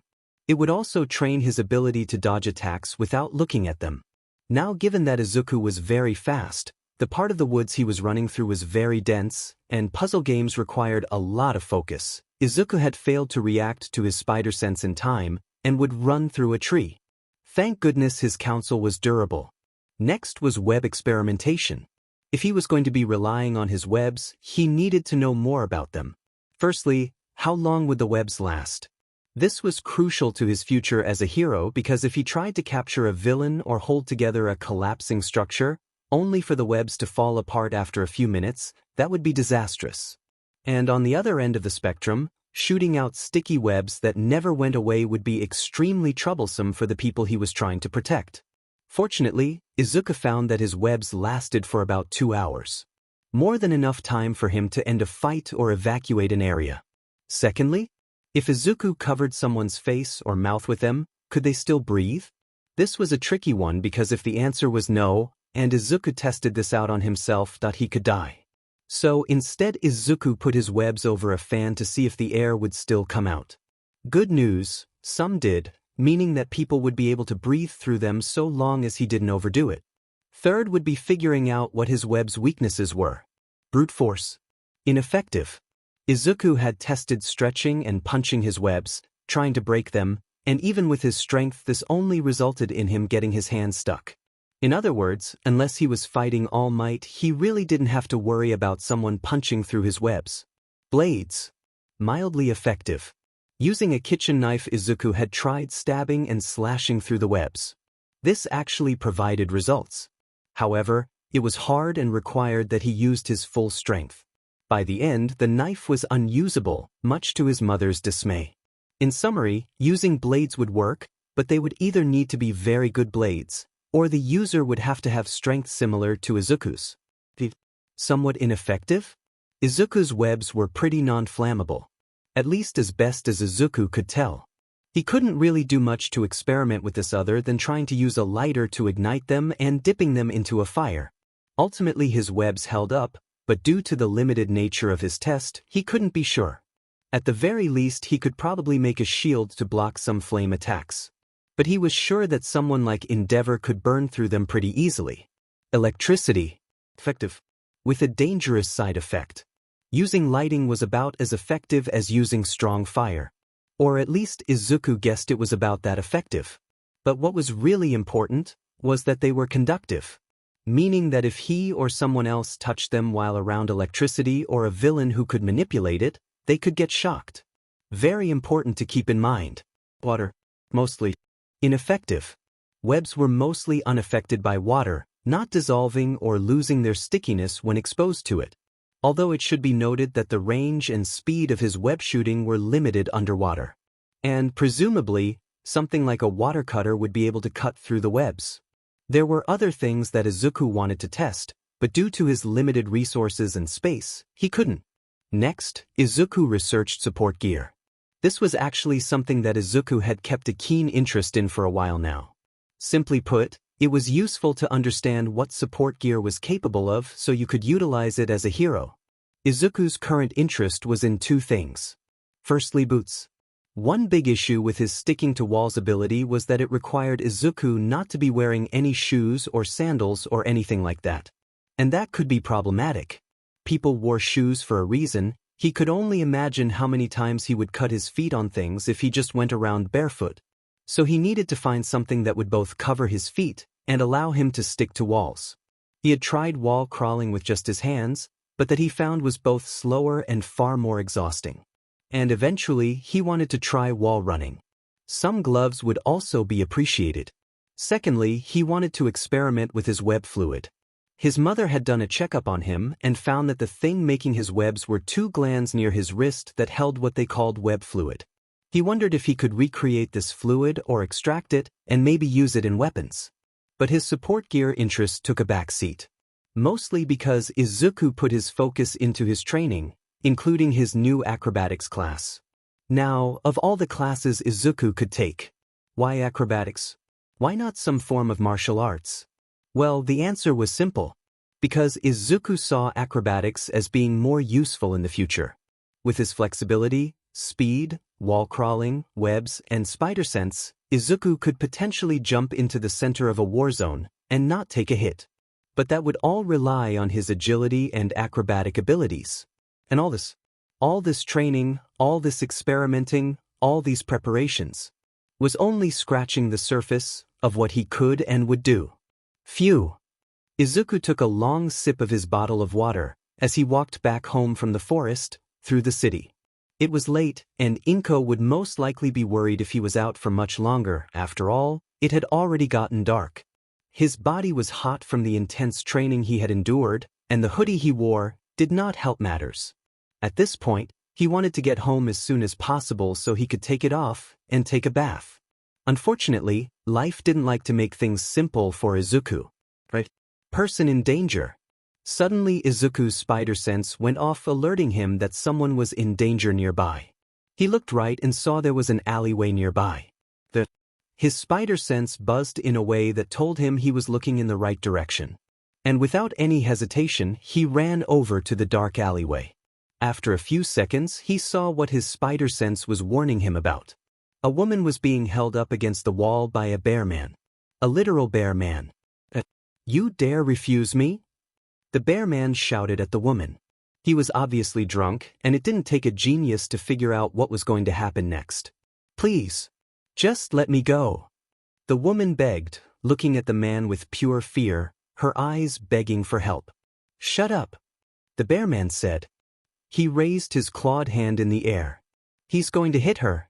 Izuku ran at the bear man and jumped and kicked him in the face, knocking him a few feet away from the woman. He quickly turned to the woman. Run! The woman stood there frozen for a minute, before doing what Izuku said and running out of the alley. Or at least she tried to. Gah! The woman tripped and fell, before clutching her legs in pain. It was then that Izuku noticed several bleeding claw marks lifting her legs, and the bottom part of her dress had been torn in several places. Damn it. He must have been assaulting her for a while. I doubt she can get very far with those kinds of injuries. Ra? You get back here. The bear man drunkenly got back up and gave a drunken charge towards the woman. His intoxicated mind seemingly not even noticing Izuku was there despite him literally kicking him aside. With the huge, intimidating bear man coming towards him with his sharp claws out and ready to do some damage, and his spider sense blaring, Izuku panicked and punched the attacker in the gut. Gah! The bear man went flying back, the punch literally sending him through a nearby brick wall and knocking him out. Oh no! It was at this point that Izuku had realized what he had done. He committed vigilantism. Oh no, oh no, oh no, oh no. Izuku quickly zipped his hoodie over his face, hiding his identity just in case. I can't believe I did that again. What if someone saw me? What the woman tells. Wait. The woman. He turned around, remembering the injured woman behind him, his rescue instincts kicked in. Izuku kneeled down to her and started wrapping up her wounds in webs. What is that? The women asked with both curiosity and slight disgust. Webbing. I know it's not pleasant, but it should work well to keep the blood in and the inflections out. Izuku told her. Behind why? Izuku froze for a second.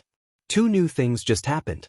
Firstly, his spider sense detected something unknown, and then it just stopped. No, it didn't stop, it was turned off. That freezing was a mistake. As suddenly he was wrapped up in some kind of long scarf. What? Izuku was scared. His spider sense just got turned off, and now he was being attacked. So, he reacted. He flexed out of the scarf's hold, his immense strength breaking the bindings apart with ease. Then without wasting another second, he charged towards the direction where the attack had originated, only for him to stop and freeze again when he realized who was attacking him. It was Eraserhead. Now he knew why his spider sense disappeared. That knowledge was about the only comfort he gained from this revelation. Because honestly, Izuku would have rather it been a villain attacking him. Because now, a pro-hero, had seen him commit vigilantism. Again. So, that I don't suppose why you'd consider letting me off with a warning? He knew it was a stupid question. But it was about the only hope he had. As it seemed like everything was lost. All the work he did, the pain he went through, his promise to Kaken, all of it would become meaningless if Eraserhead wanted to take him in. No, Eraserhead said. And that was it. With one word, all of Izuku's hopes and dreams were crushed. But as typical, when one entered the stages of grief, they started with denial. Please. I just wanted to save this woman. She would have been seriously hurt if I didn't do anything. Izuku argued, his tone thick with desperation. I had to. Vigilantism, illegal quirk usage, property damage. Most likely excessive use of force in self-defense. Eraserhead listed off the crimes Izuku just committed, all in his uncaring deadpan tone. And also, destruction of a pro-hero's support item. I thought I was being attacked by another villain. Izuku shouted out in defense of his action. Regardless. You broke the law. I'm taking you in. There was no room for argument here. Eraserhead showed no empathy, no sign of pity or understanding. There were no exceptions to the law to him. No. Izuku was now hyperventilating, his body spasming slightly with pure panic and fear. It can't end like this. I promised him. I promised. Eraserhead didn't move forward. Because to put it simply, he was unsure of how to approach. The kid broke his capture tool. Not like he escaped it or wiggled out of it. He broke it with pure strength, something that shouldn't happen. That meant this kid was absurdly strong, and possibly out of his league. Of course, Normally he'd use his quirk to level the playing field, but he had been using that the entire time, and it didn't stop him from breaking his capture tool. Meaning this kid had a mutation quirk, and that his quirk was completely useless here. Well, at least I can give my eyes a rest, Izawa thought as he deactivated his quirk. His target was obviously a child, and they were very obviously panicking. And when someone panicked, they typically did something stupid, meaning he'd have to watch out for a sudden fush. Instead of that, what Izuku decided to do was run away. Or rather, jump away. The green teen hopped onto the roof and started running away. Eraserhead considered chasing him but figured it was futile. The kid was obviously faster and more agile than him, so chances are by the time he got on the roof, the kid would have already lost him. And even if he did catch him, his chances of actually subduing him were small at best. So, rather than attempting a pointless chase, he went to go attend to the obviously injured woman. Later, at the Midoriya household, Inko was already worried about her son, not just because of Katsuki's death, most right now because it was late, and he had yet to return. She reassured herself that he was fine. Izuku had been coming home late for a while now. Not quite this late, but still late. And with his new quirk, he had a way to defend himself if need be. He's fine, Inko muttered under her breath as she set the table. He's fine. And then Izuku burst through the door in tears, sobbing as he ran at top speed to his room. Oh dear. In Izuku's room. After quickly isolating himself in his room, Izuku proceeded to sob. Whyy.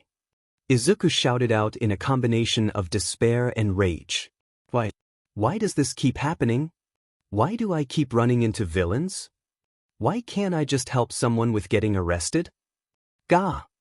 In a fit of anger, he punched through his wall, his fist making a hole right from his bedroom into the hallway.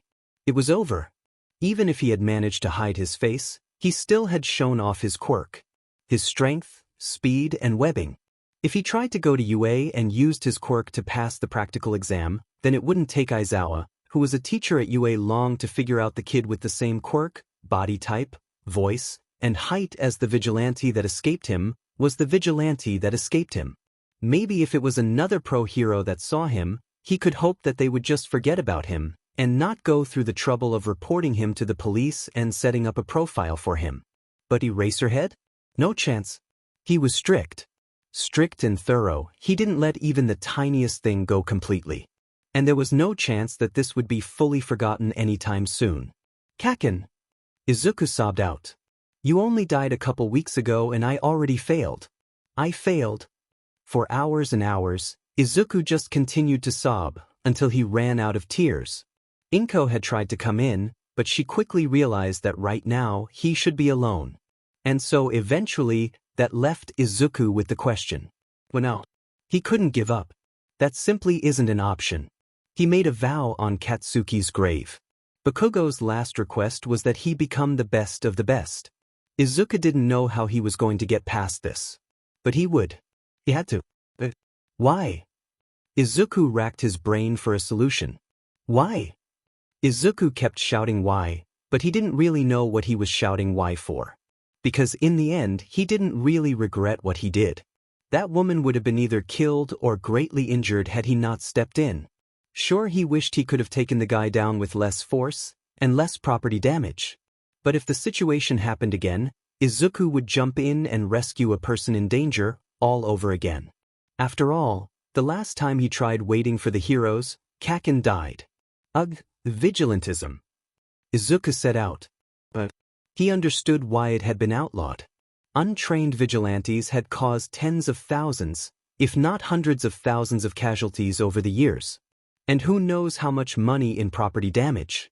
The law should be entrusted to thoroughly trained men and women who were given the best education on ways to not only apprehend villains but save the lives of those around them. Illegal quirk usage was a problem. Bakugo had used his quirk to try and fight a villain, and all he did was end up setting everything on fire. This is why vigilantism was typically treated pretty seriously, and 9 out of every 10 vigilantes were apprehended. Of course, there were exceptions. Vigilantes of exceptional skill, power, and popularity were sometimes never caught, with some of them even becoming .pro heroes. And that is when Izuku got a very, very dangerous idea. In a dark alleyway, a trembling man was surrounded by 4 larger, scarier-looking men. "Give us your wallet," one of the men ordered, getting closer to the soon-to-be victim. Please. Please just leave me alone," the man begged. "I said, give me your money." The man picked the man up by his shirt and raised his fist up in a threatening manner. "I don't think he understands whose turf he steps on." One of the other men smirked and then opened his jaw up wide, as his teeth transformed into sharp fangs. "Let me take a bite out of him, and then we'll see if he's still gripping onto his wallet." Someone, help!" the man called out. Fortunately, his desperate cries would not go on deaf ears. Whip! Suddenly, a web shot hit the sharp-toothed villain in the face, covering his jaws in webbing. The man's shouts were muffled by the webs as he recoiled back, before trying to rip the webs off his face, but this just caused his hands to get stuck. What the heck? Another guy got a web kick to the face by an arriving Izuku, knocking him into a wall. Izuku had arrived, decked out in his new vigilante costume, if one could call it that.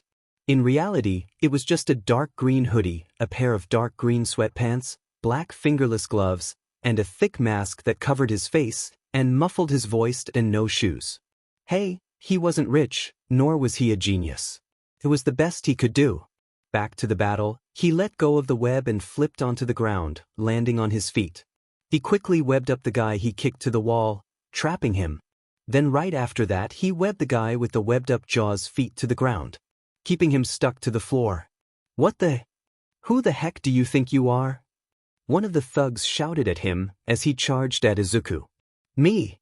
Izuku asked, before dodging the punch the thug threw at him, before grabbing his arm, throwing him over his shoulder, and webbing him to the floor. I'm just your friendly neighborhood Spider-Man. You messed with the wrong gang, fool. The last remaining thug's nails turned into claws as he got ready to attack. Izuku crossed his arms, trying to look as unimpressed as he could.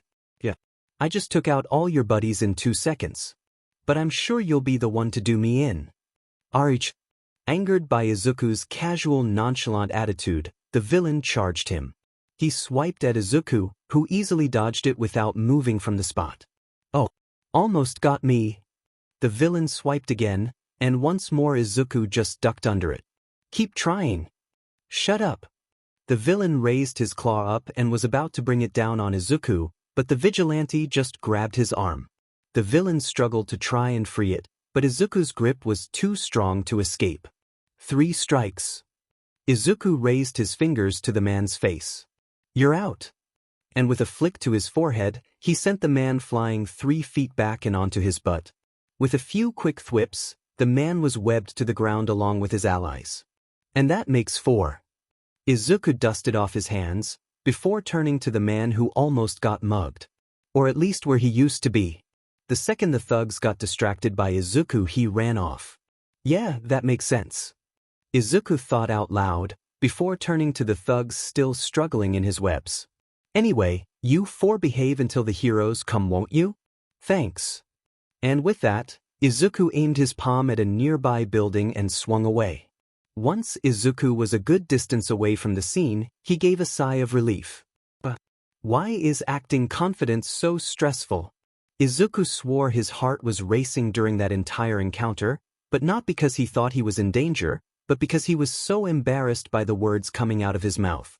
You see, one of the things that sometimes got vigilantes caught was their behavior. Izuku was the same height, build, and age as Spider-Man, and if he acted the same too, then that would bring suspicion. So he needed to change how he acted as Spider-Man. He needed to craft a persona. And so he thought back to 2 people. Bakugo and All Might. And what did those 2 have in common? Confidence. They used it. So naturally, Izuku tried to emulate them. However, there was a problem. Izuku couldn't copy Bakugo's jerkish attitude and short temper, nor could he copy All Might's overwhelming power and bright smile. He was wearing a mask after all. So he needed to show confidence in a different way. And after a bit of thinking, he found the absolute best way to do so. Quips. Non-stop, corny, cocky as hell quips. This worked well for so many reasons. Firstly, it was insanely out of character for him. No one that met Izuku even for a second would think that the meek, constantly stuttering, nervous Izuku would be the same guy flipping around throwing out one-liners like he was untouchable. However, it was so out of character that Izuku was both unused to it and extremely uncomfortable doing it. He had to spend weeks learning how to throw out quips while not stuttering and sounding fully confident. And even then, if someone saw his heavily blushing and flustered face then, any illusion of confidence would be broken. Although if anyone got a look at his face, he'd have a lot more issues than people not buying his act. The second reason that Izuku went with quips is that they also served as a tool he could use in battle. You see, the more annoying Izuku was, the angrier his opponent would get at him. This not only focused their attention on him, rather than any civilians that might be around, and it could make them sloppier and easier to take out. The only reason it wasn't a more common strategy is because while someone was concentrating on coming up with witty remarks, they could lose their focus on the actual battle. And they could get blindsided by an attack or miss other important details. Fortunately, Izuku had a spider sense. It was amazing how useful that power was. And Izuku could only imagine how many times it would save him in the future. Tree branch. Coming at you from behind. Like right now. Izuku swung to the side and narrowly avoided a long branch surging past him. Crap. Izuku knew that only meant one thing. Stop. You are committing an act of vigilantism. Behind him, Kalmi Woods, swinging after him with his quirk. Now, this was a problem. He could escape many heroes with just the fact that he had aerial mobility. Kamui was a pro hero with the same ability. And much more skill. If you have any respect for the law, you will get on the ground and surrender. Kamui called out. Oh crap, oh crap, oh crap. Izuku thought in a panic. I can't outswing him yet. Okay, focus Izuku. What advantages do you have? I'm much stronger, and on the ground, I'm much faster. But if I just go on the ground, he'll have the aerial advantage to catch me. I need to get him on the ground, but how do I? And with that Izuku stopped swinging and fell to the ground, landing on his feet. I surrender. I hope this works. Izuku would have crossed his fingers if he didn't think it would give away his ruse. Much to Izuku's relief, Kamui came down to ground level, landing a few feet away from Izuku. However, before he got close to Izuku, he shot out his wooden arms and wrapped Izuku's upper body up in it. Good choice, Kamui told him as he got closer and closer to Izuku. He started going into a spiel about the dangers of vigilantism and how much trouble he was in, but Izuku wasn't paying attention to that. Come on. Closer, closer. Izuku was nervously sweating, hoping and praying that his gambit worked. Eventually, Kamui was right next to Izuku, and that's when Izuku knew it was now or never. Snap. What? Kamui shouted out in shock, as Izuku broke free of his wooden prison. Kamui tried to jump back and unleash another attack, but he was too close. Izuku grabbed him by his chest and slammed him into a nearby building. Gah! While Kamui was recoiling in pain, Izuku webbed him to a building. People around him gasped and screamed, shocked to see what he did to a pro hero. Sorry about this. See ya. Izuku said as fast as he could, before bolting away, before going into the air with his web swinging. It was a good thing that Izuku wasn't a well-known vigilante yet, otherwise, Kamui wouldn't have been so careless. Yes, there was a profile for Izuku, but he was a small-time vigilante right now. Only known for taking out low-level crooks. So it was unlikely that most heroes would know who he is and what powers he had. Although, this incident would likely bring him unwanted attention. Of course, Izuku would want attention for his plan to work, but not right now. He knew no matter how hard he trained, it would never give him experience. He needed to start fighting villains, and he needed to do it on a manageable scale. Too many people choked on their aspirations. Izuku would not be one of them. It took Izuku a bit to get back home. After all, it's not like he could just walk in through the front door. He was a vigilante. After all, if someone saw him swing in through his window, then it would be game over. First, he had to find a place where no one was looking, take off his costume, and then he could start heading home. Once Izuku did get home, he was typically alone for a while. His mother was back to work at the hospital. She had taken a vacation to spend time with Izuku after the spider bite incident, and then took some more time after Bakugo died. But now she was back to work, giving Izuku plenty of time to go behind her back and be a vigilante. Yup, Izuku still hadn't told her. To be fair, it wasn't an easy thing to tell your mother. Hey mom, I'm gonna try and become a vigilante and hope that I become so impressive that they make me a pro hero. He had told her about his encounter with Eraserhead and that he couldn't go to the UA hero course anymore. He needed to because otherwise, she would update his Quirk registration and then the heroes would find him. She had of course coddled him and gave him more reassurances, but all that did was make Izuku feel guilty. He did plan on telling her soon. I mean, after all, once he got more notoriety it'd be impossible for her not to notice. But he'd do that later. And maybe whenever later came, he'd know what to say to her, but probably not. Once Izuku got back into his room, he immediately got to work on his desk. But not on anything vigilante related, no, this was for school. You see, Izuku still intended to go to UA. Just not as part of the hero course. He now planned on joining the support course. After all, he had held some interest in support gear and the way they interacted with quirks. And he could help out the heroes in training as well. Bonus. Now would it make more sense for him to enter another school, one where Eraserhead wasn't?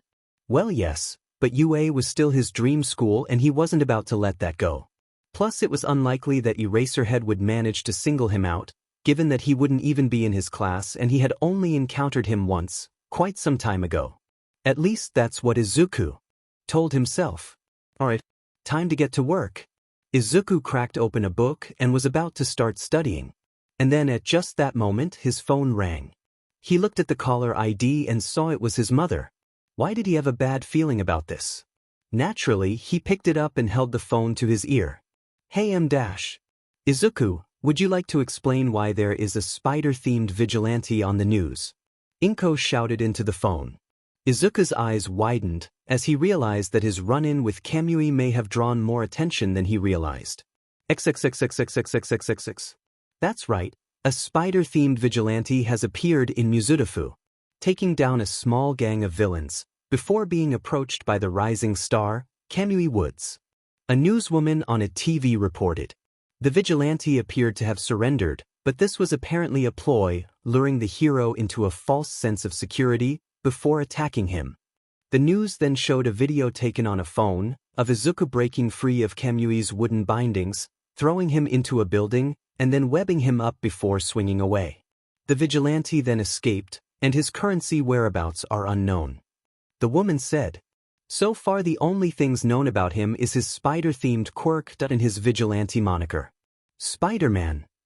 Spider-Man. Death Arms repeated. The pro hero was currently sitting in his house, laying back on his couch with various bottles of alcohol around him, a big one in his rather large hands.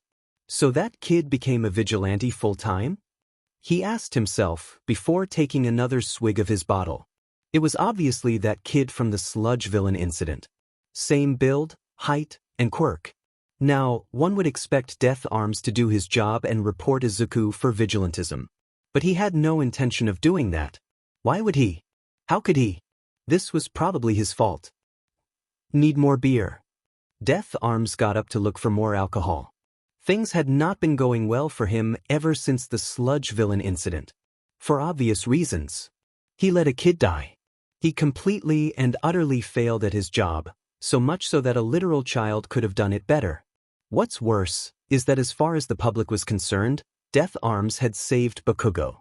Because that was technically true. He had saved him at the moment and he stopped the sludge villain, but ultimately, the kid still died because of his actions, or rather his inaction. But the public didn't know that. The HPSC made sure of that. As far as the public was concerned, Bakugo Katsuki stopped existing after he went to the hospital. But not to Death Arms. Death Arms would never forget him, no matter how much he drank. The other kid that would haunt his nightmares, the green-haired kid he hadn't learned the name of. The kid who could do his job better than him, and the kid whose look of pain and suffering as he watched his friend die would forever stick in his mind. And now that kid was a vigilante. Again, he could report him. It was his job to report him. But he'd already failed at his job once before, why start doing it right now? And if he deserved to be a hero, then surely that kid did too, so who cares? Death Arms found a can of beer in his fridge and quickly started chugging it down. He'd keep his mouth shut. He owed the kid that much. XXXXXXXXXX. A spider-themed vigilante, how interesting, and he managed to escape from Kamui Woods. Yes, that he could have potential. But I need to test him. Let's see what villains are active in that area that he's still learning. It seems so not someone too dangerous, but that someone who should prove a challenge. Yes, Vulture. He should do. I just need to pull a few strings and keep the heroes in the area distracted while Spider-Man does what he needs to do. Izuku knew his mother would disapprove of his choice to become a vigilante. The mature thing to do would be to sit down and have a conversation with her about his decision and convince her that he was doing what he needed to do. However, Izuku was a purely irrational being, known as a teenager, so instead, he did this. Wow, Mom, someone else has spider-themed powers. That's insane. Anyway, I gotta go bye. Before Inko could say another word, Izuku hung up. He would pay for that later. But at least he had some time until Mom got home to figure out what he was gonna say. And then he heard the front door open. Izuku! He heard his mother yell. She came home early. Izuku was starting to panic even more than before. Sweating heavily, she heard her footsteps getting closer to him. Again, if he was a logical person, he would face her right now and talk to her like an adult. But as mentioned earlier, teenager. So instead he webbed up his door and quickly started changing into his Spider-Man costume. Thum. Izuku! Inko tried to open the door, only for the web to stop it. After a few more seconds, Izuku finished putting on his costume, before leaping out the window and swinging away. XXXXXXXXXXX. After about a half hour of web slinging, Izuku now sat on the edge of a building. Resting. Oh my god, I am in so much trouble. Izuku thought. Okay, calm down, Izuku. You bought yourself some more time. Maybe at the cost of getting scolded, but you have more time to think about what to say. Kaboom. Everything shook as an explosion rang out down at the street level. Ah! Izuku immediately stood up and looked down, seeing people running away from the building that exploded, which from the looks of it, seemed to be a bank. Then from the smoke, a man flew out of the smoldering building. The man was old, looking to be about 50, older than your typical villain, and he was wearing a green flight suit and goggles. Instead of arms, he had 2 large green wings, which he was using to fly through the air. He also had a bag that appeared to be full of money, strapped to his back. With no heroes in my way, no one can stop me. The Vulture! The old man shouted as he flew off. A villain! Izuku swung down to the bank and looked at it. People were pouring out of it, and his spider sense wasn't going off, meaning everyone inside should be fine. So after getting a running start, he started swinging after Vulture. It took Izuku about a minute of web-slinging before he got close to Vulture. Izuku then brought his hand forward and shot out a web line that caught the villain's foot. Vulture noticed the web hitting his foot and looked down the web line to see Izuku, who was now hanging on to him. What's this? Little pest! Vulture flew next to the building, jerking Izuku into the building and dragging him along the side of it. Pa!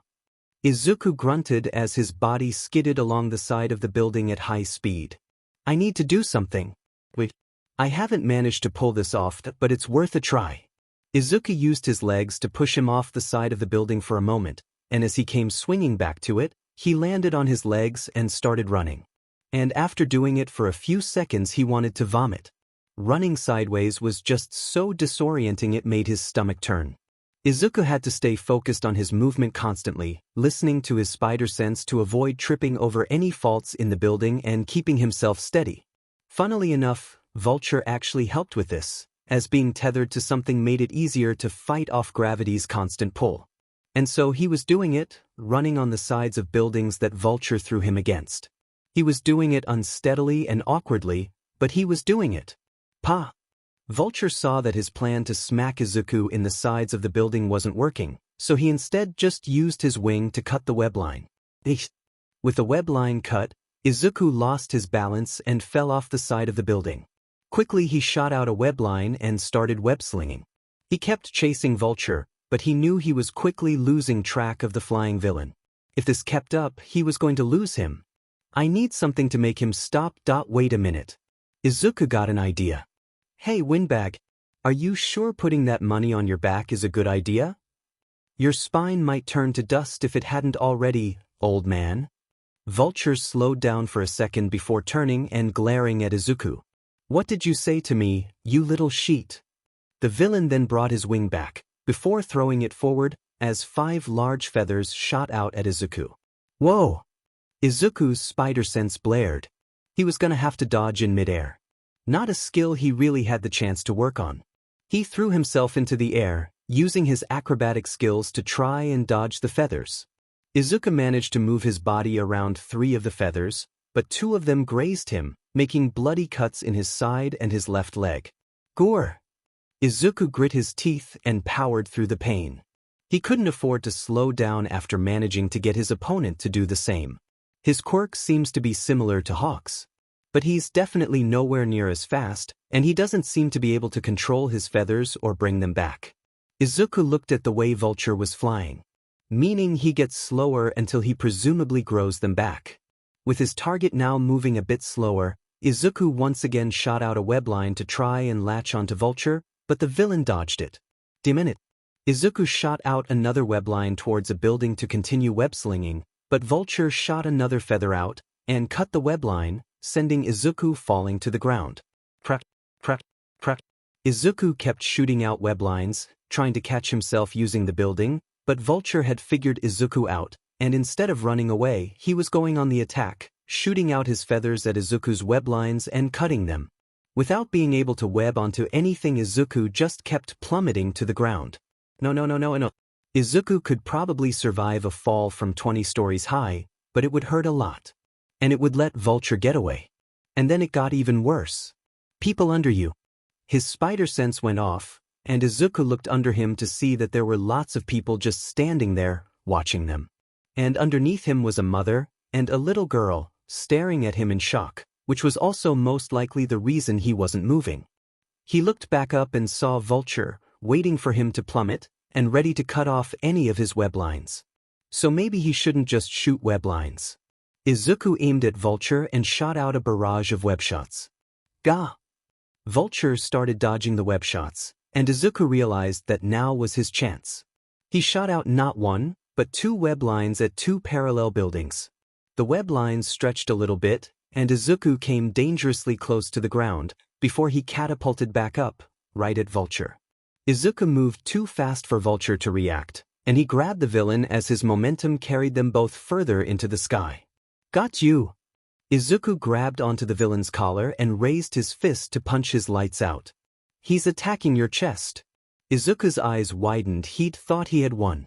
And it was that confidence that slowed his reaction and allowed Vulture to bring up his wing and slash Izuku's chest. Ag! Izuku recoiled back, falling off of Vulture as blood gushed from the massive gash in his chest. Vulture started to fly away, and after a few moments, Izuku recovered from the initial blow, shot some webbing to cover up the gash in his chest, and kept going after him. Izuku's pain tolerance was extremely impressive, but a massive bleeding gash in his chest was enough to throw off his focus a bit, and that made him move slower, and Vulture was once again threatening to escape him. I'm never going to catch him like this. I need to think of something else. Izuku thought. Maybe an ambush. For an ambush to work, he'd need to know where Vulture was going. He's probably not going to head to his base or safe house since I'm still following him. So his priority should be to just escape me as quickly as possible. Izuku reasoned. So what routes could he be going? He paid close attention to Vulture's flight patterns. He flew left around a building, then right around another once in quick succession, before making a hard left around another building and flying in the opposite direction. He's flying in a loop, in a serpentine pattern, I think. Right now we just turned a corner, meaning that maybe I can cut him off as he goes around another corner. Izuku planned, looking over the buildings. That one. Izuku strayed away from Vulture, losing sight of him as he latched onto a nearby skyscraper. I have to move fast before I lose him. Izuku shot a web line to the top of the building, grabbing onto it firmly, before using it to balance himself while he ran up the building. After about 10 seconds he made it to the top and ran over to the other side. Looking down he saw that Vulture had just turned the corner of the building. Izuku jumped off the side of the building, down towards Vulture. Vulture saw the shadow of something above him, and as he looked up, he saw Izuku coming down on him. Izuku came down on Vulture and lightly punched him in the face, instantly knocking him unconscious. The green vigilante celebrated for a moment, before quickly remembering that he and Vulture were still falling. Izuku grabbed Vulture and shot a web line at the building, stopping them both. Phew! Izuku took a sigh of relief, taking in his victory. XXXXXXXX. The police set up a perimeter around the exploded bank, with cops, detectives, and other members of law enforcement scuttering about doing their jobs, while the media was around asking questions and taking pictures. When suddenly from above, Vulture fell down next to a police car, stuck in a web cocoon. Before the bag of money he stole landed on top of him. The policemen all immediately crowded around the defeated villain, before they all heard a WIP. They looked up and saw Izuku swinging away. Sorry fellas, I need to take care of this gaping wound in my chest. See ya soon. The cops had taken out their guns but soon realized that he was too far away to shoot, and instead focused on the captured villain. The media, on the other hand, took pictures of the vigilante that saved the day, while the heroes were nowhere to be seen. XXXXXXXXXXXXXX. Inko was going to give Izuku a tongue lashing the likes the world had never seen when he got home. Never, in her life, had she been so angry at him before, and to be fair he'd never given her a reason to be. He'd always been so well behaved, so nice, such a good boy. And now he was a vigilante. He hung up on her. And he webbed up his door and left. Thought of course she knew why he was acting like this. Katsuki's death being branded a vigilante, meaning he couldn't get into the hero course and had to hide his new quirk. She knew he was hurting. That's why she had arranged for him to go to therapy, unbeknownst to Izuku. But despite this, she still had to be firm with him. She couldn't let him just go around, committing vigilantism. As Inko waited in her son's room for him to return, she suddenly heard the front door open. Figuring that it was Izuku, she got up and marched out of the room, making her way towards the living room with a huff. And when she finally got there, her mouth already open, ready to scold her defiant son. She saw him lying on the couch, bleeding in 3 different places with a massive gash in his chest. Hey mom. Izuku gave her a forced smile. Could you give me a hand? XXXXXXXXX. Inko focused intently, as she finished up the last of her son's stitches while he laid on the couch. The news was going on in the background, telling her what exactly her son had done. Initially, she had wanted to just send him to the hospital. However, Izuku pointed out that having the exact same injuries that Spider-Man had might be suspicious, and that's only if they didn't find out about his quirk while they did all the appropriate tests. Fortunately, Inko was a doctor, and with how accident-prone Izuku was, she had taken the liberty of gathering various medical supplies and other things she would need for things like this. Izuku's pain tolerance always made it easy to work on him, meaning it didn't take her too long. Done. Inko put down the needle, and Izuku got up and looked down at himself. The cuts in his leg and side were stitched up, and there were bandages over his chest. Honestly, after the whole affair, he felt a lot better than he thought he should. Thanks, Mom. Izuku looked at his mother and saw that she was glaring at him. And he remembered that he was very much in trouble. Okay, guess we're talking about this now. Izuku, how could you do this? Inko shouted at him as worried tears poured down her eyes. Look at you. I have never seen you this badly hurt in your life. Look, I know it looks bad, but if it makes you feel better, I caught the villain who did it, Izuku told her, hoping his success would make this seem less serious or make what he was doing look less dangerous. It didn't. No. It does not make me feel better. What would make me feel better is if you stopped this nonsense.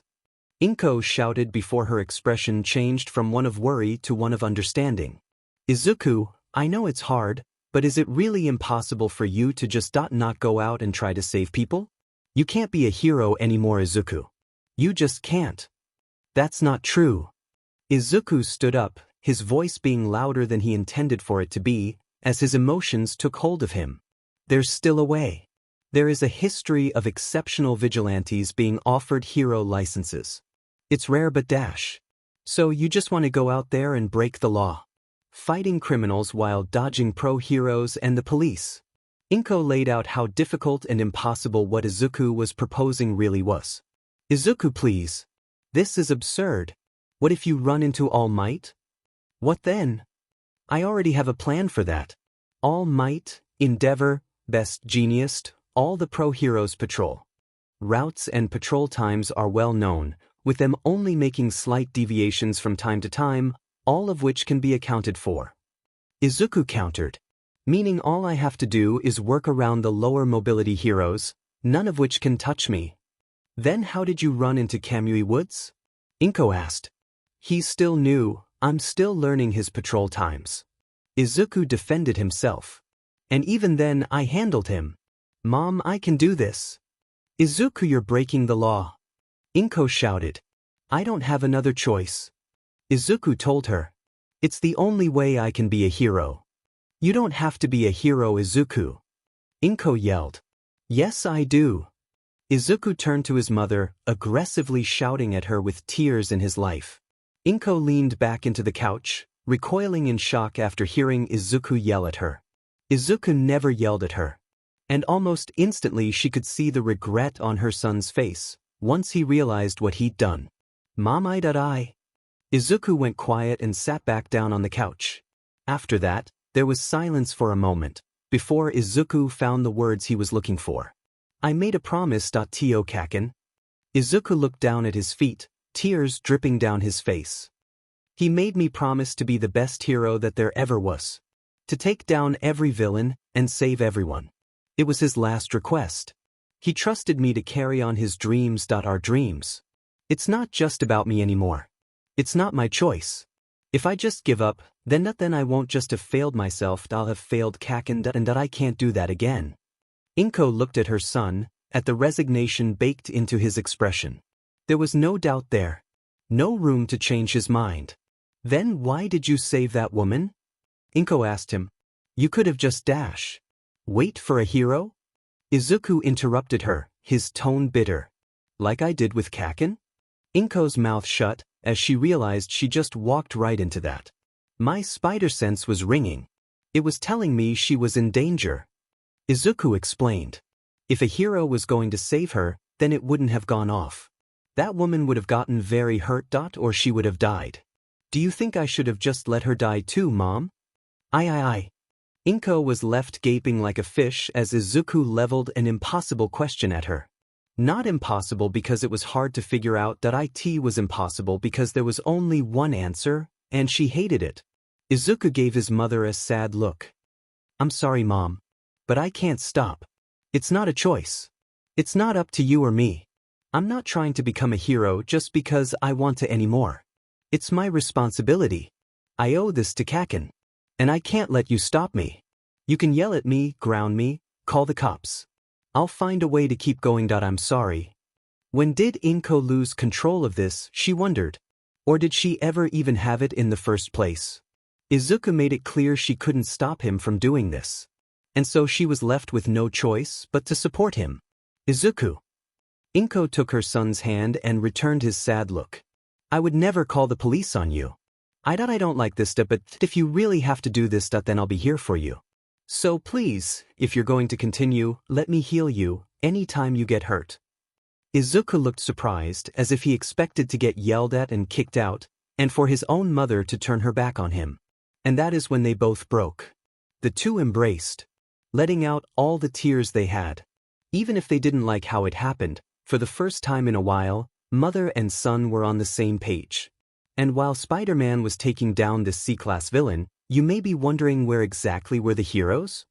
The news was still going on in the background, and the news lady was talking. Well, according to local heroes, they were dealing with another phantom villain attack, or PVAs. There have been multiple of these throughout the past few months, incidents where heroes can hear and even see villain attacks and other crimes happening only for them to vanish suddenly without a trace. While some people have attributed these incidents to a villain, others are claiming these are excuses heroes give to excuse slacking off on their jobs. Whether this is just a scam within the hero society or some form of illusion is yet to be seen.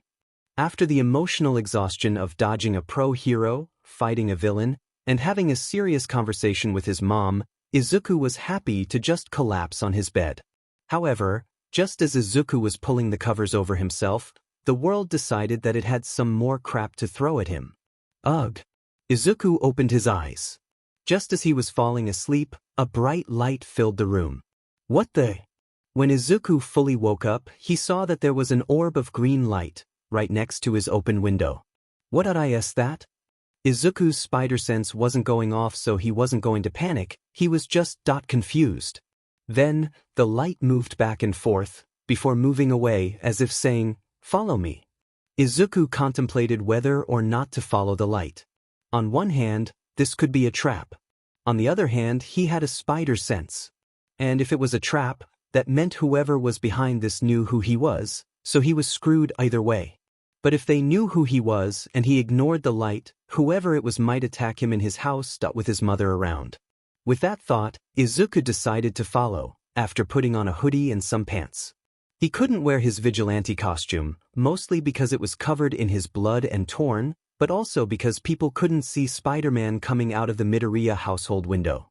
The light had waited patiently for him outside the window, down on the bottom floor of the apartment complex. Izuku stood on the edge of the window, looking all around to see if anyone was looking, before jumping out. After he landed, the light then started moving away from him, urging him to follow, which he did. As Izuku followed the light, he quickly recognized the path it was leading him on. It was leading him towards the forest where he wasn't sure what to think of that. He honestly wasn't sure what to think of any of this in general. It was so weird and random. It just left him confused. XXXXXXXXXXXX. Making his way through the trees, he continued following the light until he reached a clearing near a cave that was carved into a tall cliff. The light stopped for a moment in the center of the cliffside and waited for Izuku to approach. This better not be an ambush, Izuku thought as he walked over to the light. And then, just as he was about to reach it, the light disappeared. Izuku waited for a moment to see if his spider sense went off. But it never did. Instead, he heard some rustling in the bushes around him. He looked towards the sound, and soon he saw someone emerging from the bushes. It was a girl around 12 or 13 years old from the looks of it, with messy pink hair and green eyes that had bags around them, wearing a dirty uniform with a small lab coat on top that was even dirtier. The girl immediately noticed Izuku and leveled a nasty glare right at him. "You! Huh?" Izuku was taken aback by the aggressive tone she used. "Were you the one that led me here with that weird green light?" She asked him aggressively, her tone showing just how annoyed she was at having been led here. "No, I got led here by a green light too," Izuku quickly explained. The girl gave him a look indicating that she may not have believed him, but just as she was about to say something, kaboom! Above you! Rocks falling. Suddenly the top of the cliff they were standing under exploded, sending a lot of huge rocks tumbling down towards them. Izuku had seconds to react. He grabbed the girl and shot a webline out towards a nearby tree, using it to swing himself and the girl away from the danger zone. They landed on one of the tree branches, and the two watched as the rocks came tumbling down, hitting the ground with a loud thud. Izuku gave a sigh of relief, but he only took a moment to celebrate, before looking back up at the top of the cliff. He jumped down from the tree and set the girl down, who had just been staring at him in shock the entire time. "Stay right here." At this point she had probably already realized who he was, so he wasn't gonna worry about that right now. Right now he was worried about whoever set off that explosive. He jumped onto the damaged cliffside and started climbing up the side of it. When he reached the top, he looked around. But all he saw was a bunch of blown-apart rocks. No sign of anyone or anything. "DMN it." Izuku gave a frustrated sigh. "Hey, come back down here." Izuku looked down and saw the girl, standing on the rocks, calling out to him. Okay, she knows who I am, but I just saved her life. Maybe I can get out of this. Izuku tried to reassure himself, despite the growing pit in his stomach. He jumped down, landing in front of the girl. You're that vigilante, Spider-Man. The girl pointed out. Yeah, Izuku confirmed, there was really no point in denying it after she saw the webs. Listen, Fantastic. The girl threw her arms up as if she was celebrating something, and her manic grin sent shivers down his spine for some reason. Izuku was surprised by this reaction. It seemed pretty out of nowhere. The girl took out a notepad and pen out of her coat and started writing something down. Meet me here in a week at 11 a.m. She then ripped the paper off the notepad and handed it to Izuku. If you don't show up, I'll tell everyone who you are. Izuku quickly took the paper, not wanting to see if she would follow up on her threat. Wait. I just dash. Anyway, see you there, we should get going right now before the heroes arrive. And with that, the girl turned and ran off. Wait! Izuku was about to give chase when he heard some footsteps in the distance. Crap, the heroes! Not wanting the heroes to see him here, Izuku sprinted off home, in a separate direction from the girl. As he ran, he took out the note and looked at it. It read Dagoba Beach. Factory. XXXXXXXXX. A week later, Izuku did as he was told and made his way to Dagoba. A garbage-covered beach that seemed more like a dump than a place to hang out. Where he was headed in particular was the old Dagoba mattress factory. A place that had been shut down for quite some time. Izuku approached the doors of the rundown factory. It was rather small for a factory, still a pretty big building, bigger than your average house.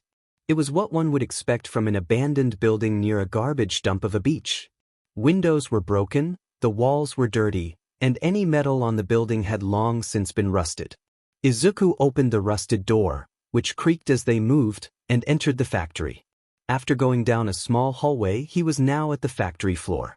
Much to his surprise, it looked like the entire floor had been transformed into some kind of secret workshop. Most of the machines were gone, and instead were a bunch of benches and tables. All of them had what looked like support gear and unfinished support gear on them.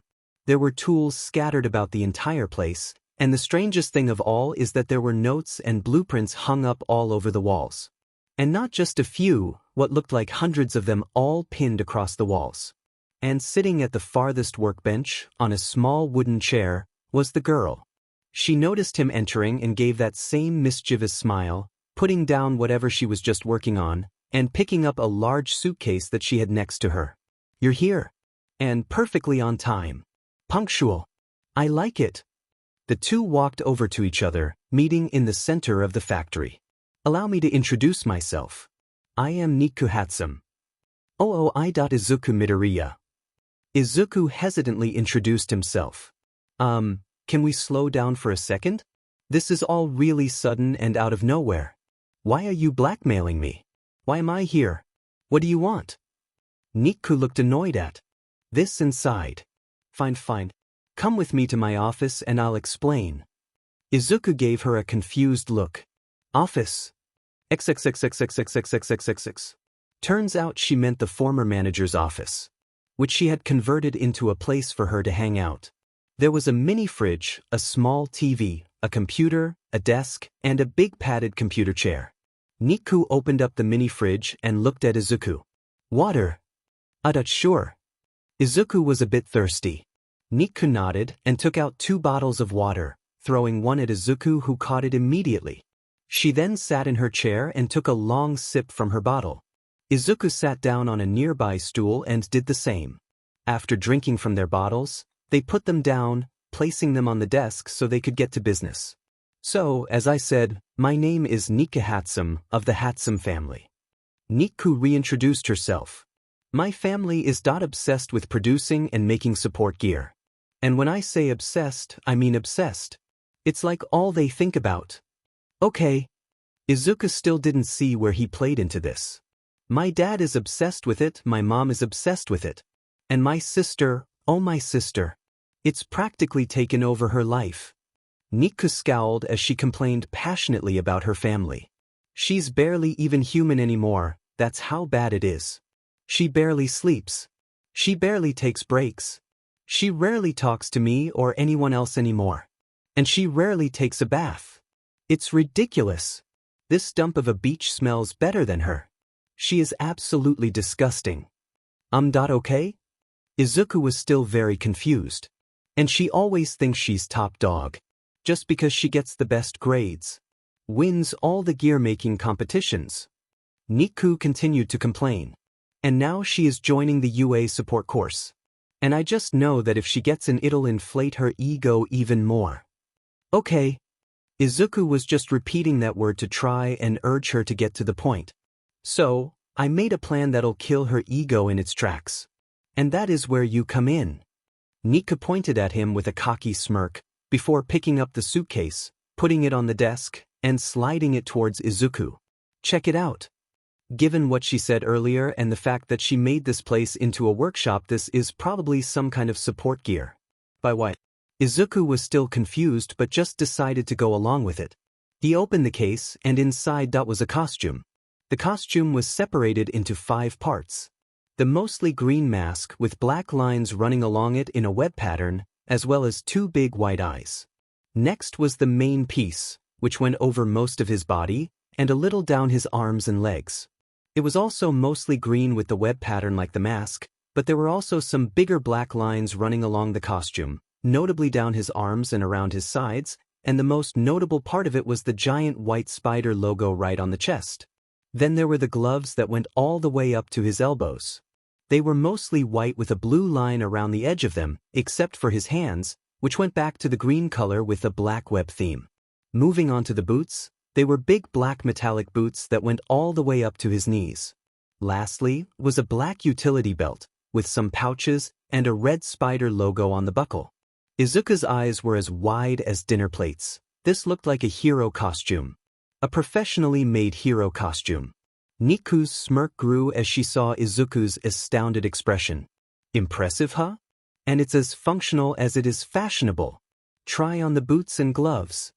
Izuku nodded and did as instructed, taking off his shoes and rolling back his sleeves before putting on the boots and gloves. They're not really fitting. Wait, how did you get my size? Don't worry about it. Niku waved it off. Try climbing up the walls. Go ahead. All right. Izuku stood up and walked towards one of the walls. Then, he brought his hand to the wall, testing to see what would happen. He tried to stick to the wall and it worked. He could stick to it even with the gloves on. Since that worked, Izuku decided to start wall crawling. He brought his other hand to the wall and it stuck. Then he brought his foot up onto the wall and it stuck. Izuku got onto the wall and stuck to it without any issue. Perfect, it works just as I thought it would. Nika did a small fist pump. The tips of the gloves are super thin, so you'll still be able to stick to things even with them on. The boots were a bit tricky. I couldn't make them thin, otherwise, they wouldn't protect your feet. So I had to find a way for the boots themselves to stick on the walls. Which I did. The boots will attach to almost any surface without issue, depending on how you flex your foot. All you have to do is use your quirk to stick your foot to the inside of the boot, and you'll never have to worry about them falling off or losing them. That's amazing. Izuku looked at the gear with a big grin on his face, before he remembered why he was here. Or rather he remembered that he was trying to figure out why he was here. This is all great, but why are you doing this for me? Simple, since I'm not old enough to get into UA or get into the support gear industry. I have to find some other way to upstage my sister. So I came up with a plan. I will become the Tinkerer, the person responsible for making support gear for vigilantes. You are going to tell the world about my existence and show off my creations. Eventually, my sister will become overwhelmed with jealousy and fall into despair. And when she does, I will reveal to her that I am the Tinkerer. And she finally acknowledges me as her superior and beg to learn under me. Aha. While Niku was laughing maniacally, Izuku was thinking over what he just heard. It was a very stupid plan. One that would be completely unnecessary if she just waited patiently. And it was also extremely petty. But it didn't seem like it was actually going to hurt anyone. In fact, it was actually benefiting him. And she was holding his secret identity hostage anyway, so not like he had much of a choice. Okay, I guess I'm in. Not like I had much of a choice. Izuku for the most part was pretty happy about this. He got an amazing costume. Was he happy about how he got it? Not so much, but ultimately this seemed like a good thing. No, you don't. But trust me, that's a good thing. You'd be missing out. Niku said cockily. Because this is only just scratching the surface of what I'm capable of.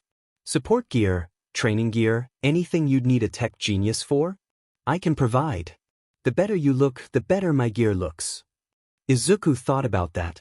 He could think of a lot of things that Niku may be useful for. Do you think you could teach me about making support gear? Izuku asked her. Niku wasn't expecting that. After looking shocked for about 3 seconds, she shrugged. Sure. Why not? Boom. Ah. People ran in all directions as the doors to a bank exploded open, the doors flying off their hinges and into the streets. Out of the bank came a man in a yellow jacket, with brown pants and shoes, with 2 large metal gauntlets running alongside his arms. Everyone get out of the way. The man shouted, raising his arm into the air and shooting off a green shockwave, causing everyone still around to flee in terror. The man now walked through the empty streets, ready to make his escape, until suddenly he felt the ground shake. Shocker! You are under arrest. Empty Lady ran through the streets, being careful to avoid what few people were left around, as well as the cars that were now abandoned. Before Lady could even get close, Shocker raised his arm and exploited one of her biggest weaknesses. The fact that missing her is impossible. He shot her in the face with a powerful shockwave, causing her to fall back. Lady was unready to take such a strong attack, and as she fell back she shrunk herself as to mitigate property damage, so when she hit the ground she was back to her normal size. Hell yeah! With these shock-absorbing bracers, I don't have to worry about hurting my arms when I use my quirk. Shocker gloated as he aimed again for Empty Lady and shot out another huge blast. The blast was too big to dodge, and Empty Lady was actually getting nervous. Fortunately, just as the blast was approaching her, Death Arms came in and jumped in front of her, putting his massive arms out in front of him to take the brunt of the blast. The blast hit him and sent him flying back, knocking Lady back with him, through an empty car, tearing it in two. Gasps rang out around the crowd that had formed a good distance away, as people watched their heroes being put on the ropes. You can't touch me. Shocker aimed both his arms at the 2 heroes who were both recovering from the last blast. Say goodbye. Goodbye. But I just got here. Huh? Shocker looked up and saw that Izuku was web-slinging over the crowd in his new costume and was making his way towards Shocker fast. Spider-Man! Get back! Shocker shot out a blast at Izuku, but Izuku shot a web line to the ground and pulled himself down to dodge the blast. Once Izuku hit the ground, he ran up to Shocker as fast as he could. Before Shocker could even react, Izuku had almost closed the wide distance between them, and as he panicked and tried to shoot another blast, Izuku made it to him and kicked his arms upward, causing the blast to go harmlessly into the sky. And with one punch, Izuku knocked the villain out cold, laying him out on the floor. Well, guess Shocker got socked. Izuku quipped, cringing internally. The crowd didn't seem to notice and was too busy being shocked at how quickly and easily Izuku took out a villain that had put 2 pro heroes in distress. Man, tough crowd, Izuku said in response to the silence. Well, better get going. See ya. And with that, Izuku got a running start, before web-slinging away. Oh no. He's getting away.